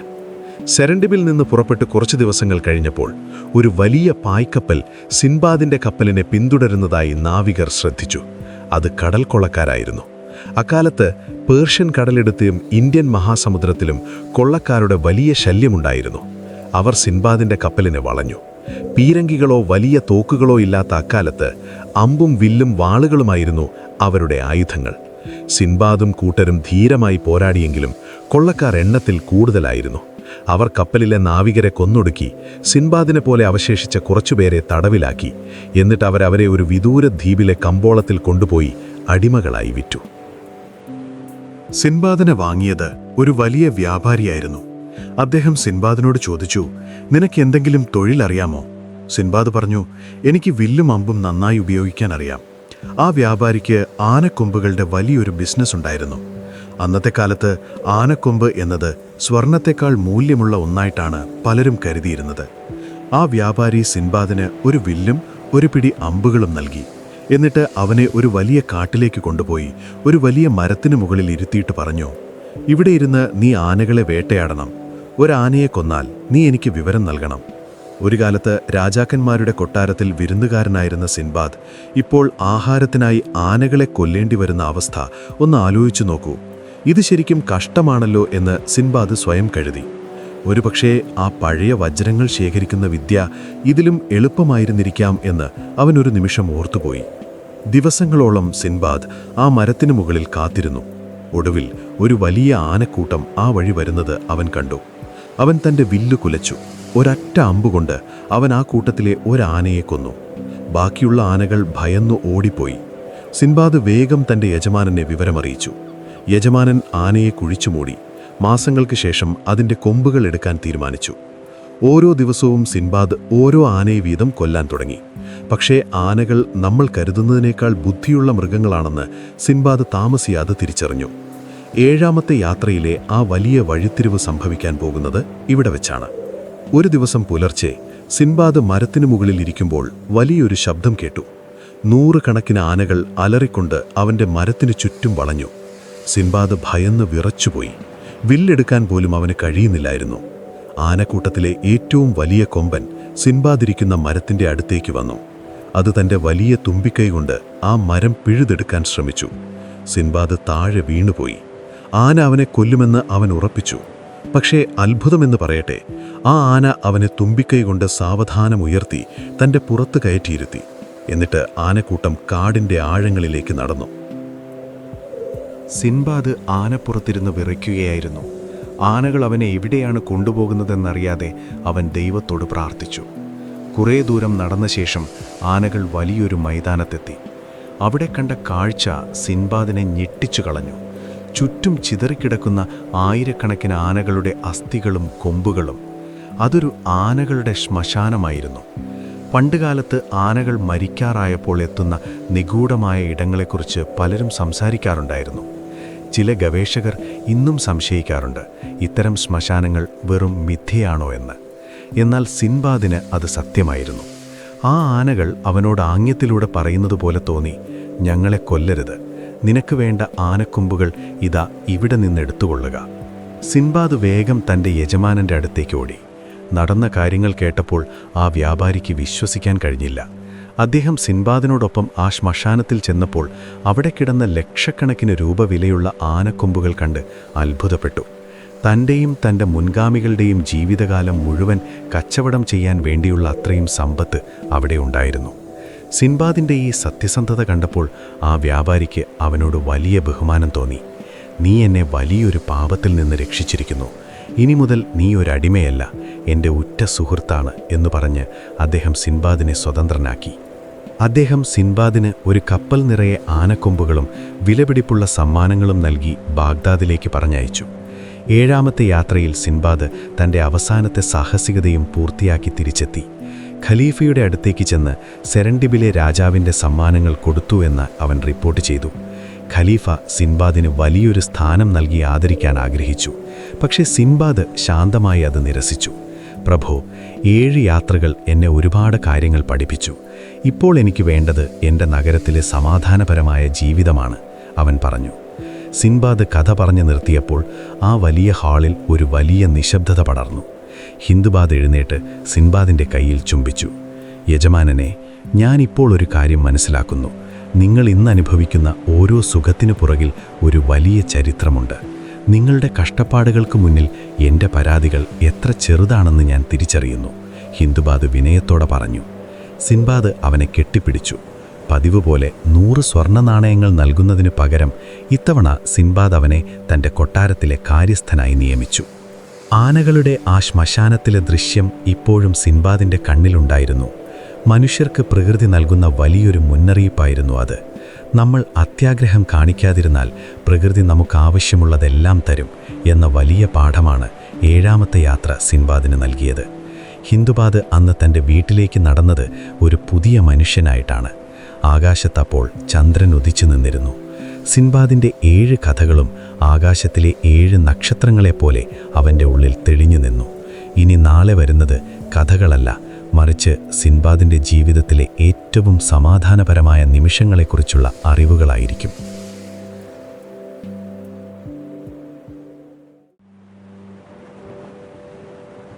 7 വിസ്മയകരമായ കടൽ യാത്രകൾക്ക് ശേഷം ബാഗ്ദാദിലെ തൻ്റെ കൊട്ടാരത്തിൽ വിശ്രമിക്കുന്ന സിൻബാദിനെയാണ് നമ്മൾ ഇപ്പോൾ കാണുന്നത്. അദ്ദേഹത്തിൻ്റെ ശരീരത്തിലെ ഓരോ ചെറിയ പാടുകൾക്കും ഓരോ കഥകൾ പറയാനുണ്ട്. ചിലത് ആ കടൽക്കിളവൻ്റെ നഖങ്ങൾ ബാക്കിയാക്കിയതാണ്, ചിലത് ആ ഇരുണ്ട ഗുഹയിലെ പാറകളിൽ തട്ടിയുണ്ടായതാണ്. സിൻബാദ് ഇപ്പോൾ പഴയതുപോലെ ദൂരദേശങ്ങളിലേക്ക് പോകാൻ ആഗ്രഹിക്കുന്നില്ല. അദ്ദേഹം തൻ്റെ വിശാലമായ പൂന്തോട്ടത്തിൽ ഇരുന്നുകൊണ്ട് ബാഗ്ദാദിലെ ശാന്തമായ കാറ്റ് ആസ്വദിക്കുകയാണ്. പഴയ പട്ടിണിയും കഷ്ടപ്പാടും ഇപ്പോൾ ഒരു വിദൂര സ്വപ്നം പോലെയാണ് അദ്ദേഹത്തിന് തോന്നുന്നത്. ഹാളിലെ ചുവരുകളിൽ തൂക്കിയിട്ടിരിക്കുന്ന ഭൂപടങ്ങളിലേക്ക് നോക്കുമ്പോൾ അദ്ദേഹം പതുക്കെ ചിരിക്കും. കാരണം ആ ഭൂപടങ്ങളിൽ രേഖപ്പെടുത്താത്ത എത്രയോ രഹസ്യങ്ങൾ തൻ്റെ ഹൃദയത്തിലുണ്ടെന്ന് അദ്ദേഹത്തിനറിയാം. സിൻബാദിൻ്റെ ഇപ്പോഴത്തെ ജീവിതം വളരെ ക്രമീകൃതമാണ്. രാവിലെ എഴുന്നേറ്റ് അദ്ദേഹം തൻ്റെ കൊട്ടാരത്തിലെ കാര്യസ്ഥനായ ഹിന്ദുബാദിനൊപ്പം കണക്കുകൾ പരിശോധിക്കും. ഹിന്ദുബാദ് ഇപ്പോൾ വെറുമൊരു ജോലിക്കാരനല്ല, സിൻബാദിൻ്റെ ഏറ്റവും അടുത്ത വിശ്വസ്തനാണ്. പണ്ട് ആ ഭാരവും ചുമന്ന് വെയിലത്ത് നടന്ന ഹിന്ദുബാദിൻ്റെ മുഖത്ത് ഇപ്പോൾ ഒരു പുതിയ തിളക്കമുണ്ട്. അത് പണം കിട്ടിയതുകൊണ്ട് മാത്രമുണ്ടായതല്ല, മറിച്ച് ലോകത്തെക്കുറിച്ചുള്ള അറിവുകൾ അവനിലേക്ക് പകർന്നു കിട്ടിയതുകൊണ്ടാണ്. യജമാനനെ, ഇന്ന് നമ്മൾ പാവപ്പെട്ടവർക്ക് ഭക്ഷണം നൽകുന്ന ദിവസമാണ്, ഹിന്ദുബാദ് ഓർമ്മിപ്പിക്കും. സിൻബാദ് സന്തോഷത്തോടെ തലയാട്ടും. തനിക്ക് കിട്ടിയ ഈ വലിയ സമ്പത്ത് തൻ്റെ മാത്രം മിടുക്കുകൊണ്ടുണ്ടായതല്ലെന്നും അത് മറ്റുള്ളവർക്ക് ഉപകരിക്കണമെന്നും അദ്ദേഹത്തിന് നിർബന്ധമുണ്ട്. ചരിത്രകാരന്മാർക്കിടയിൽ ഇന്നും ഒരു തർക്കമുണ്ട്. സിൻബാദ് ശരിക്കും ഒരു വ്യക്തിയായിരുന്നോ അതോ ബാഗ്ദാദിലെ വ്യാപാരികൾ തങ്ങളുടെ കച്ചവടത്തിന് മാറ്റുകൂട്ടാൻ വേണ്ടി മെനഞ്ഞെടുത്ത കഥകളാണോ ഇവയെന്ന്. എങ്കിലും സിൻബാദിൻ്റെ ഈ കഥകൾക്ക് പിന്നിൽ അക്കാലത്തെ യഥാർത്ഥ കച്ചവട വഴികളുടെ അടയാളങ്ങളുണ്ട്. സിൽക്ക് റൂട്ട് വഴിയും കടൽ വഴിയും ബാഗ്ദാദ് ചൈനയുമായും ഇന്ത്യയുമായും എങ്ങനെ ബന്ധപ്പെട്ടു കിടന്നിരുന്നു എന്നതിൻ്റെ സാക്ഷ്യപത്രമാണ് സിൻബാദിൻ്റെ ജീവിതം. അന്നത്തെ കാലത്ത് ഒരു വ്യാപാരി എന്നത് വെറുമൊരു ബിസിനസ്സുകാരനായിരുന്നില്ല. അയാളൊരു ഭാഷാ പണ്ഡിതനും ഒരു ഭൂമിശാസ്ത്രജ്ഞനും കൂടിയായിരുന്നു. സിൻബാദ് തൻ്റെ ഓരോ യാത്രയിലും ഒരു പുതിയ ഭാഷയോ സംസ്കാരമോ പഠിക്കാതെ മടങ്ങി വന്നിട്ടില്ല. സിൻബാദിൻ്റെ കൊട്ടാരത്തിലെത്തുന്ന അതിഥികളെ സ്വീകരിക്കുന്നത് വളരെ വിചിത്രമായ രീതിയിലാണ്. റോസാപ്പൂക്കൾ ചേർത്ത പനിനീർ കൊണ്ടാണ് അദ്ദേഹം തൻ്റെ അതിഥികളുടെ കൈകൾ കഴുകിക്കുന്നത്. ഇത് പണ്ട് പേർഷ്യൻ രാജാക്കന്മാർ ചെയ്തിരുന്ന ഒരാചാരമാണ്. തൻ്റെ കയ്യിലുള്ള ഓരോ രത്നവും സ്വർണ്ണ നാണയവും ഓരോ വലിയ റിസ്കിൻ്റെ ഫലമാണെന്ന് സിൻബാദ് എല്ലാവരെയും ഓർമ്മിപ്പിക്കും. ഒരിക്കലൊരു പഴയ സുഹൃത്ത് സിൻബാദിനോട് ചോദിച്ചു, നിനക്ക് ഇത്രയധികം സമ്പത്തുണ്ടായിട്ടും എന്തിനാണ് ഇപ്പോഴും ഈ എളിമ കാണിക്കുന്നത്? സിൻബാദ് പതുക്കെ പറഞ്ഞു, സ്നേഹിത, ആ തിമിംഗലത്തിൻ്റെ പുറത്തു നിൽക്കുമ്പോൾ എൻ്റെ കയ്യിൽ സ്വർണമുണ്ടായിരുന്നില്ല. ആ മരത്തൊട്ടിയിൽ പിടിച്ച് കടലിൽ കിടക്കുമ്പോൾ എൻ്റെ പദ്ധതികൾ എന്നെ രക്ഷിച്ചില്ല. നമ്മൾ പോകുമ്പോൾ കൊണ്ടുപോകുന്നത് സമ്പത്തല്ല, മറിച്ച് നമ്മുടെ അനുഭവങ്ങളാണ്. ഈ വാക്കുകളിൽ സിൻബാദിൻ്റെ ജീവിതത്തിലെ വലിയൊരു മാറ്റം കാണാൻ കഴിയും. അദ്ദേഹം ഇപ്പോൾ സമ്പത്തിനേക്കാൾ കൂടുതൽ പ്രാധാന്യം നൽകുന്നത് സമാധാനത്തിനാണ്. അബ്ബാസിദ് കാലഘട്ടത്തിലെ ബാഗ്ദാദ് അറിവിൻ്റെ വലിയൊരു കേന്ദ്രമായിരുന്നു. ഹൗസ് ഓഫ് വിസ്ഡം, ബെയ്ത്തൽ ഹിക്മ എന്നറിയപ്പെടുന്ന വലിയ വായനശാലയിൽ സിൻബാദ് ഇടയ്ക്കിടെ പോകാറുണ്ടായിരുന്നു. അവിടെയുള്ള പണ്ഡിതന്മാർക്ക് കടലിലെ വിചിത്രമായ ജീവികളെക്കുറിച്ചും കടൽ കാട്ടുകളെക്കുറിച്ചും സിൻബാദ് വിവരിച്ചു കൊടുക്കും. അവരതെല്ലാം വലിയ ഗ്രന്ഥങ്ങളിൽ രേഖപ്പെടുത്തി വയ്ക്കും. നമുക്കിന്നറിയാവുന്ന പല ഭൂമിശാസ്ത്ര രേഖകളിലും ഒരുപക്ഷെ സിൻബാദിൻ്റെ അനുഭവങ്ങളുടെ നിഴലുണ്ടാകാം. ഒരു പഴയ നാവികനെന്ന നിലയിൽ നിന്ന് അദ്ദേഹം ഒരു അറിവിൻ്റെ സ്രോതസ്സായി മാറുകയായിരുന്നു. സിൻബാദിൻ്റെ സന്ധ്യാസമയങ്ങൾ ഹിന്ദ്ബാദിനൊപ്പം പൂന്തോട്ടത്തിൽ ചിലവഴിക്കാനാണ് അദ്ദേഹം ഇഷ്ടപ്പെടുന്നത്. ഹിന്ദ്ബാദ് തൻ്റെ പഴയ ജീവിതത്തെക്കുറിച്ച് ചിലപ്പോൾ തമാശയായി പറയും, യജമാനനെ, അന്ന് ആ മുറ്റത്തിരുന്ന് ഞാൻ നിങ്ങളെ ശപിക്കുമ്പോൾ നിങ്ങൾ ഇത്രയും നല്ലൊരാളായിരിക്കുമെന്ന് ഞാൻ വിചാരിച്ചില്ല, അവൻ പറയും. സിൻബാദ് ഉറക്കെ ചിരിച്ചുകൊണ്ട് മറുപടി നൽകും, നമ്മൾ എപ്പോഴും പുറമേ നിന്ന് നോക്കിയാണ് മറ്റുള്ളവരെ വിധിക്കുന്നത്. നിന്റെ പുറത്തെ ഭാരത്തേക്കാൾ വലിയൊരു ഭാരം അന്നെൻ്റെ മനസ്സിലുണ്ടായിരുന്നു. ലക്ഷ്യം കാണാത്ത യാത്രകളുടെയും നഷ്ടപ്പെട്ട സുഹൃത്തുക്കളുടെയും ഓർമ്മകൾ. ഇത്തരത്തിലുള്ള ചെറിയ തമാശകളും ഗൗരവമേറിയ ചർച്ചകളും അവരെ തമ്മിൽ കൂടുതൽ അടുപ്പിച്ചു. സത്യത്തിൽ സിൻബാദ് തൻ്റെ സമ്പത്ത് മുഴുവൻ ഒരു സുരക്ഷിത നിക്ഷേപമായിട്ടല്ല കണ്ടിരുന്നത്. അദ്ദേഹം ബാഗ്ദാദിൽ ഒരുപാട് സത്രങ്ങളും വഴിയമ്പലങ്ങളും പണികഴിപ്പിച്ചു. ദൂരദേശങ്ങളിൽ നിന്ന് വരുന്ന യാത്രക്കാർക്ക് അവിടെ സൗജന്യമായി താമസിക്കാം. താൻ അനുഭവിച്ച കഷ്ടപ്പാടുകൾ മറ്റൊരു നാവികനും അനുഭവിക്കരുത് എന്ന് അദ്ദേഹത്തിന് നിർബന്ധമുണ്ടായിരുന്നു. ഓരോ പുതിയ യാത്രക്കാരനും അദ്ദേഹത്തിൻ്റെ സത്രത്തിലെത്തുമ്പോൾ സിൻബാദ് അവിടുത്തെ കാര്യങ്ങൾ അന്വേഷിക്കും. പുതിയ കടൽ വഴികളെക്കുറിച്ചും രാജ്യങ്ങളെക്കുറിച്ചും അവർ പറയുന്നത് അദ്ദേഹം കൗതുകത്തോടെ കേട്ടിരിക്കും. കപ്പൽ കയറാൻ ഇനി വയ്യെങ്കിലും മറ്റുള്ളവരുടെ വാക്കുകളിലൂടെ അദ്ദേഹം ഇന്നും കടൽ സഞ്ചാരം നടത്തുന്നുണ്ട്.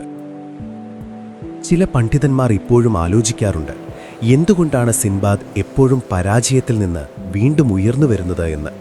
അതിനുള്ള ഉത്തരം അദ്ദേഹത്തിൻ്റെ ആത്മവിശ്വാസമായിരുന്നു.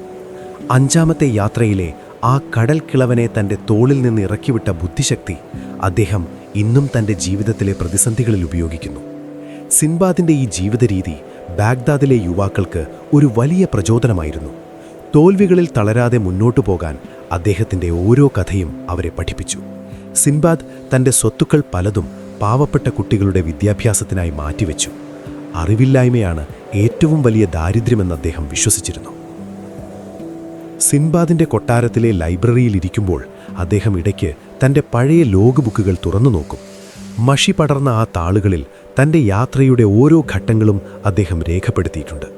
ഒരു വ്യാപാരി എന്ന നിലയിൽ അദ്ദേഹം എത്രമാത്രം കൃത്യതയുള്ളവനായിരുന്നു എന്ന് അതിൽ നിന്ന് മനസ്സിലാക്കാം. പക്ഷേ ആ പുസ്തകങ്ങളിലൊന്നും തൻ്റെ സാഹസികതകളെ അദ്ദേഹം പൊലിപ്പിച്ച് കാണിച്ചിട്ടില്ല. പകരം താൻ ചെയ്ത തെറ്റുകളും അതിൽ നിന്ന് പഠിച്ച പാഠങ്ങളുമാണ് അദ്ദേഹം കൂടുതൽ എഴുതിയിരിക്കുന്നത്. അമിതമായ ആവേശം അപകടമാണ് എന്നൊരിടത്ത് അദ്ദേഹം കുറിച്ചുവച്ചിട്ടുണ്ട്. ഇത് കേവലം കടൽ യാത്രയ്ക്കുള്ള ഉപദേശമല്ല, മറിച്ച് ജീവിതത്തിനാകെ വേണ്ട ഒന്നാണെന്ന് അദ്ദേഹത്തിനറിയാം. രാത്രിയാകുമ്പോൾ ഹിന്ദ്ബാദ് വിളക്ക് തെളിയിച്ചു വയ്ക്കും. അപ്പോൾ സിൻബാദ് ശാന്തനായി തൻ്റെ കിടക്കയിലേക്ക് നീങ്ങും. നാളെ ഒരു പുതിയ ദിവസമാണെന്നും കടലിലെ തിരമാലകൾ പോലെ ജീവിതം ഇനിയും ഒരുപാട് കാര്യങ്ങൾ തനിക്ക് മുന്നിലെത്തിക്കുമെന്നും അദ്ദേഹം വിശ്വസിക്കുന്നു. കടൽ തനിക്ക് നൽകിയ സമ്പത്തിനേക്കാൾ വലിയൊരു നിധിയാണ് തൻ്റെ ഈ സമാധാനപരമായ ജീവിതമെന്ന് അദ്ദേഹം തിരിച്ചറിയുന്നു. പഴയ പട്ടിണിക്കാരായ കൂട്ടുകാർ ഇപ്പോൾ അദ്ദേഹം സമ്പന്നനായപ്പോൾ തിരികെ വന്നതിനെക്കുറിച്ച് അദ്ദേഹം ഇടയ്ക്ക് കളിയാക്കി പറയും. നമ്മുടെ പോക്കറ്റിലെ സ്വർണത്തിന് കാതുകളുണ്ടെന്ന് തോന്നുന്നു. അത് കിലുങ്ങുമ്പോൾ മാത്രമേ പലർക്കും നമ്മുടെ ശബ്ദം കേൾക്കാൻ കഴിയൂ. ഈ ചെറിയ പരിഹാസം അദ്ദേഹത്തിൻ്റെ വിവേകത്തിൻ്റെ ഭാഗമായിരുന്നു. ഹിന്ദ്ബാദ് തൻ്റെ യജമാനൻ്റെ ഓരോ ചലനവും ശ്രദ്ധയോടെ നിരീക്ഷിച്ചു. നാളെ സിൻബാദിൻ്റെ ഈ കഥകൾ പൂർത്തിയാകുമ്പോൾ താൻ എന്തു ചെയ്യുമെന്നൊരു ചെറിയ ആശങ്ക മാത്രം അവശേഷിച്ചു.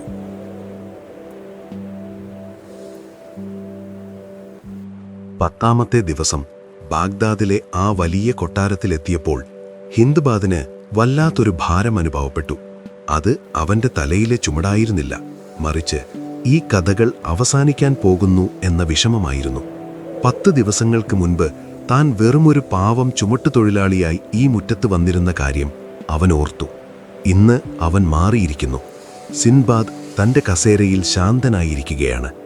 അദ്ദേഹത്തിൻ്റെ ചുറ്റും സുഗന്ധം പരത്തുന്ന ചന്ദനത്തിരികൾ കത്തുന്നുണ്ട്. സ്നേഹിത, ഇന്ന് നമ്മൾ നമ്മുടെ ഈ കൊച്ചു സംഗമം അവസാനിപ്പിക്കുകയാണ്.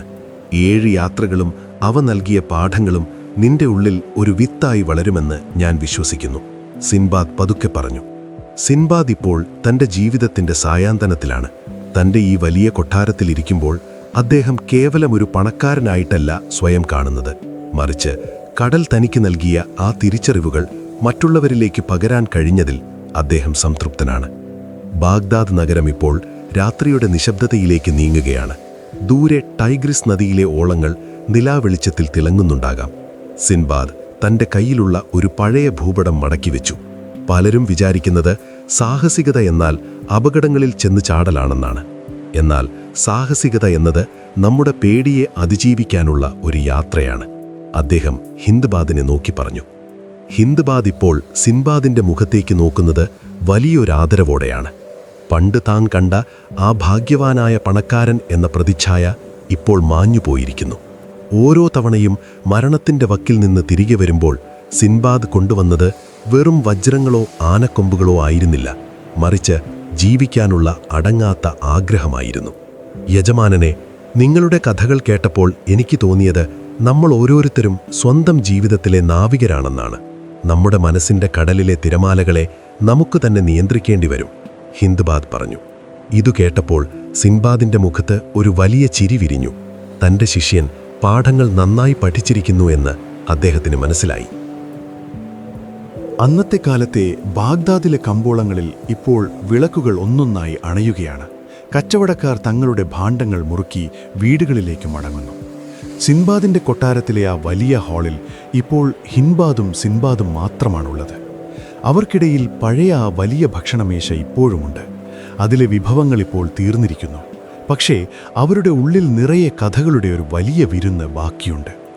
സിൻബാദ് തൻ്റെ കയ്യിലുള്ള ഒരു ചെറിയ വെള്ളി വിളക്ക് ഉയർത്തിപ്പിടിച്ചു. സ്നേഹിത, എൻ്റെ ഈ സമ്പത്ത് ഞാൻ നിനക്കായി വീതിച്ചു നൽകും. പക്ഷേ ഞാൻ തന്ന കഥകളാണ് ഇതിനേക്കാൾ വലിയ നിധിയെന്ന് നീ എപ്പോഴും ഓർക്കണം. അവ നിനക്ക് ആപൽഘട്ടങ്ങളിൽ വഴിവിളക്കാകും. സിൻബാദിൻ്റെ ഈ വാക്കുകൾ ഹിൻബാദിൻ്റെ ഹൃദയത്തിലാണ് സ്പർശിച്ചത്. ഒരു മനുഷ്യൻ്റെ ജീവിതം എത്രത്തോളം അവിശ്വസനീയമാകാമെന്ന് അവൻ ചിന്തിച്ചു. ഒരു തിമിംഗലത്തിൻ്റെ പുറത്തുനിന്ന് തുടങ്ങിയ ആ യാത്ര ഒരു ആനയുടെ ശ്മശാനത്തിലാണ് അവസാനിച്ചത്. ഇതിനിടയിൽ കണ്ടുമുട്ടിയ വിചിത്ര മനുഷ്യരും രാക്ഷസന്മാരും പക്ഷികളുമെല്ലാം ജീവിതത്തിലെ പലതരം വെല്ലുവിളികളുടെ പ്രതീകങ്ങളായിരുന്നു. സിൻബാദ് ഇപ്പോൾ തൻ്റെ കഥകൾ പൂർത്തിയാക്കിയിരിക്കുന്നു. ഇനി വരുന്നത് സമാധാനപരമായ ഒരു ഉറക്കത്തിൻ്റെ സമയമാണ്. ബാഗ്ദാദിലെ തണുത്ത കാറ്റ് ആ മുറിയിലേക്ക് കടന്നുവന്നു. അത് സിൻബാദിൻ്റെ താടിയിലൂടെ പതുക്കെ കടന്നുപോയി. ആ വലിയ നാവികൻ തൻ്റെ കണ്ണുകൾ പതുക്കെ അടച്ചു. അദ്ദേഹത്തിൻ്റെ മുഖത്തിപ്പോൾ ഒരു വലിയ പ്രശാന്തതയുണ്ട്. കടലിലെ തിരമാലകളുടെ ശബ്ദം ഇപ്പോൾ ആ മുറിയിൽ കേൾക്കുന്നതുപോലെ ഹിൻബാദിന് തോന്നി. ഇപ്പോൾ നമ്മൾ ഈ കഥയുടെ അവസാനത്തിലെത്തിയിരിക്കുകയാണ്. സിൻബാദിൻ്റെ 7 യാത്രകളും പൂർത്തിയായിരിക്കുന്നു. ഹിൻബാദ് സാവധാനം എഴുന്നേറ്റ് തൻ്റെ യജമാനന് പ്രണാമമർപ്പിച്ചു. ഇനി അവന് ഭാരങ്ങൾ ചുമക്കേണ്ടി വരില്ല. അവൻ്റെ മനസ്സിപ്പോൾ ലോകത്തിലെ ഏറ്റവും വലിയ രഹസ്യങ്ങൾ അറിയുന്ന ഒരാളുടേതായി മാറിയിരിക്കുന്നു. ബാഗ്ദാദിലെ ആ കൊട്ടാരത്തിലെ വിളക്കുകൾ പതുക്കെ മങ്ങുകയാണ്. നമുക്ക് ചുറ്റുമുള്ള ലോകം ഇപ്പോൾ വളരെ നിശബ്ദമായിക്കൊണ്ടിരിക്കുന്നു. സിൻബാദ് തൻ്റെ വലിയ കസേരയിൽ ചാരിയിരുന്ന് വിശ്രമിക്കുകയാണ്. അദ്ദേഹത്തിൻ്റെ മനസ്സിലിപ്പോൾ കടലിലെ തിരമാലകളില്ല, മറിച്ച് തൻ്റെ നാട്ടിലെ സുരക്ഷിതമായ മണ്ണാണുള്ളത്. നമ്മുടെ ഈ രാത്രികാല യാത്രയും ഇവിടെ അവസാനിക്കുകയാണ്. 10 ദിവസങ്ങളായി നമ്മൾ സിൻബാദിനോടൊപ്പം കടൽ കടന്നു, മലകൾ കയറി, അജ്ഞാത ദ്വീപുകളിൽ അലഞ്ഞു. ആ ഓരോ യാത്രയും നമുക്കും വലിയൊരു അനുഭവമായിരുന്നു. സിൻബാദിൻ്റെ ധൈര്യവും ഹിൻബാദിൻ്റെ മാറ്റവും നമ്മളെയും ഒരുപാട് ചിന്തിപ്പിച്ചു കാണും. ഇപ്പോൾ നിങ്ങളുടെ ചുറ്റുമുള്ള പരിസ്ഥിതി ഒന്ന് ശ്രദ്ധിക്കൂ. ഫാനിൻ്റെ ആ ചെറിയ ശബ്ദം, അല്ലെങ്കിൽ ജനാലയിലൂടെ വരുന്ന തണുത്ത കാറ്റ് എല്ലാം വളരെ ശാന്തമാണ്. നിങ്ങളുടെ ശരീരം ഇപ്പോൾ പൂർണ്ണമായും വിശ്രമിക്കാൻ തയ്യാറെടുക്കുകയാണ്. സിൻബാദിൻ്റെ കഥകൾ ഒരു താരാട്ടുപോലെ നിങ്ങളുടെ മനസ്സിൽ മുഴങ്ങുന്നുണ്ടാകും. സാവധാനം നിങ്ങളുടെ ശ്വാസം ശ്രദ്ധിക്കൂ. ഓരോ തവണ ശ്വാസം ഉള്ളിലേക്കെടുക്കുമ്പോഴും നിങ്ങൾ കൂടുതൽ ശാന്തനാകുന്നു. ഓരോ തവണയും പുറത്തേക്ക് വിടുമ്പോൾ ഉള്ളിലെ ആകുലതകളെല്ലാം അകന്നു പോകുന്നു. സിൻബാദ് തൻ്റെ യാത്രകൾ അവസാനിപ്പിച്ച് തൻ്റെ വീട്ടിൽ സുരക്ഷിതമായി എത്തിയതുപോലെ നിങ്ങളും ഇപ്പോൾ നിങ്ങളുടെ ഏറ്റവും സുരക്ഷിതമായ ഒരിടത്താണ്. വെളിച്ചം കുറഞ്ഞു വരികയാണ്. ലോകം മൊത്തം ഉറക്കത്തിൻ്റെ പുതപ്പിനുള്ളിലേക്ക് ചുരുങ്ങുകയാണ്. കപ്പലിലെ പായകൾ പതുക്കെ താഴ്ന്നതുപോലെ നിങ്ങളുടെ കൺപോളകളും പതുക്കെ അടഞ്ഞു വരുന്നു. ഇനി നമുക്ക് മനോഹരമായ സ്വപ്നങ്ങളുടെ ലോകത്തേക്ക് പോകാം. അവിടെ കടൽ ശാന്തമാണ്. ആകാശം നക്ഷത്രങ്ങൾ കൊണ്ട് നിറഞ്ഞിരിക്കുന്നു. സിൻബാദ് തൻ്റെ കപ്പലിൽ ഒരു വെളുത്ത പായ് വിരിച്ച് ശാന്തമായ കടലിലൂടെ ഒഴുകി നീങ്ങുന്നത് സങ്കൽപ്പിക്കുക. ആ യാത്രയിൽ അപകടങ്ങളില്ല, വെറും സമാധാനം മാത്രം. നിങ്ങളും ആ സമാധാനത്തിലേക്ക് പതുക്കെ വഴുതി വീഴുകയാണ്. നാളത്തെ പുതിയ പുലരിയിലേക്ക് ഉന്മേഷത്തോടെ ഉണരാൻ ഈ ഉറക്കം നിങ്ങളെ സഹായിക്കും. സിൻബാദിൻ്റെ സാഹസികതകൾ ഇപ്പോൾ നിങ്ങളുടെ ഉള്ളിൽ ഒരു മധുരമായ ഓർമ്മയായി മാറിക്കഴിഞ്ഞു. നിങ്ങളുടെ തലയിണയിലെ തണുപ്പും പുതപ്പിൻ്റെ ചൂടും അനുഭവിക്കൂ. നിങ്ങളിപ്പോൾ പൂർണ്ണമായും സുരക്ഷിതരാണ്. എല്ലാ കഥകളും പറഞ്ഞു കഴിഞ്ഞു, എല്ലാ പാഠങ്ങളും പഠിച്ചു കഴിഞ്ഞു. ഇനി വിശ്രമത്തിൻ്റേതായ നിമിഷങ്ങൾ മാത്രം. ലോകം അതിൻ്റെ തിരക്കുകളെല്ലാം മറന്ന് ഉറങ്ങുകയാണ്. നിങ്ങളും ആ വലിയ നിശബ്ദതയുടെ ഭാഗമാകുക. മനസ്സിപ്പോൾ ഒരു ശാന്തമായ തടാകം പോലെയാണ്. അതിലൊരു ഓളം പോലുമില്ല. സിൻബാദ് തൻ്റെ കൊട്ടാരത്തിൽ ഉറങ്ങുന്നത് പോലെ നിങ്ങൾക്കും ഇപ്പോൾ സുഖമായി ഉറങ്ങാം. സ്വപ്നങ്ങൾ നിങ്ങളെ അത്ഭുതകരമായ ലോകങ്ങളിലേക്ക് കൂട്ടിക്കൊണ്ടു പോകട്ടെ. അവിടെ ഭയമില്ല, സങ്കടമില്ല, മറിച്ച് സന്തോഷം മാത്രം. പ്രിയ സ്വപ്നസഞ്ചാരി, നിങ്ങൾക്ക് ഞാൻ നല്ലൊരു ശുഭരാത്രി നേരുന്നു.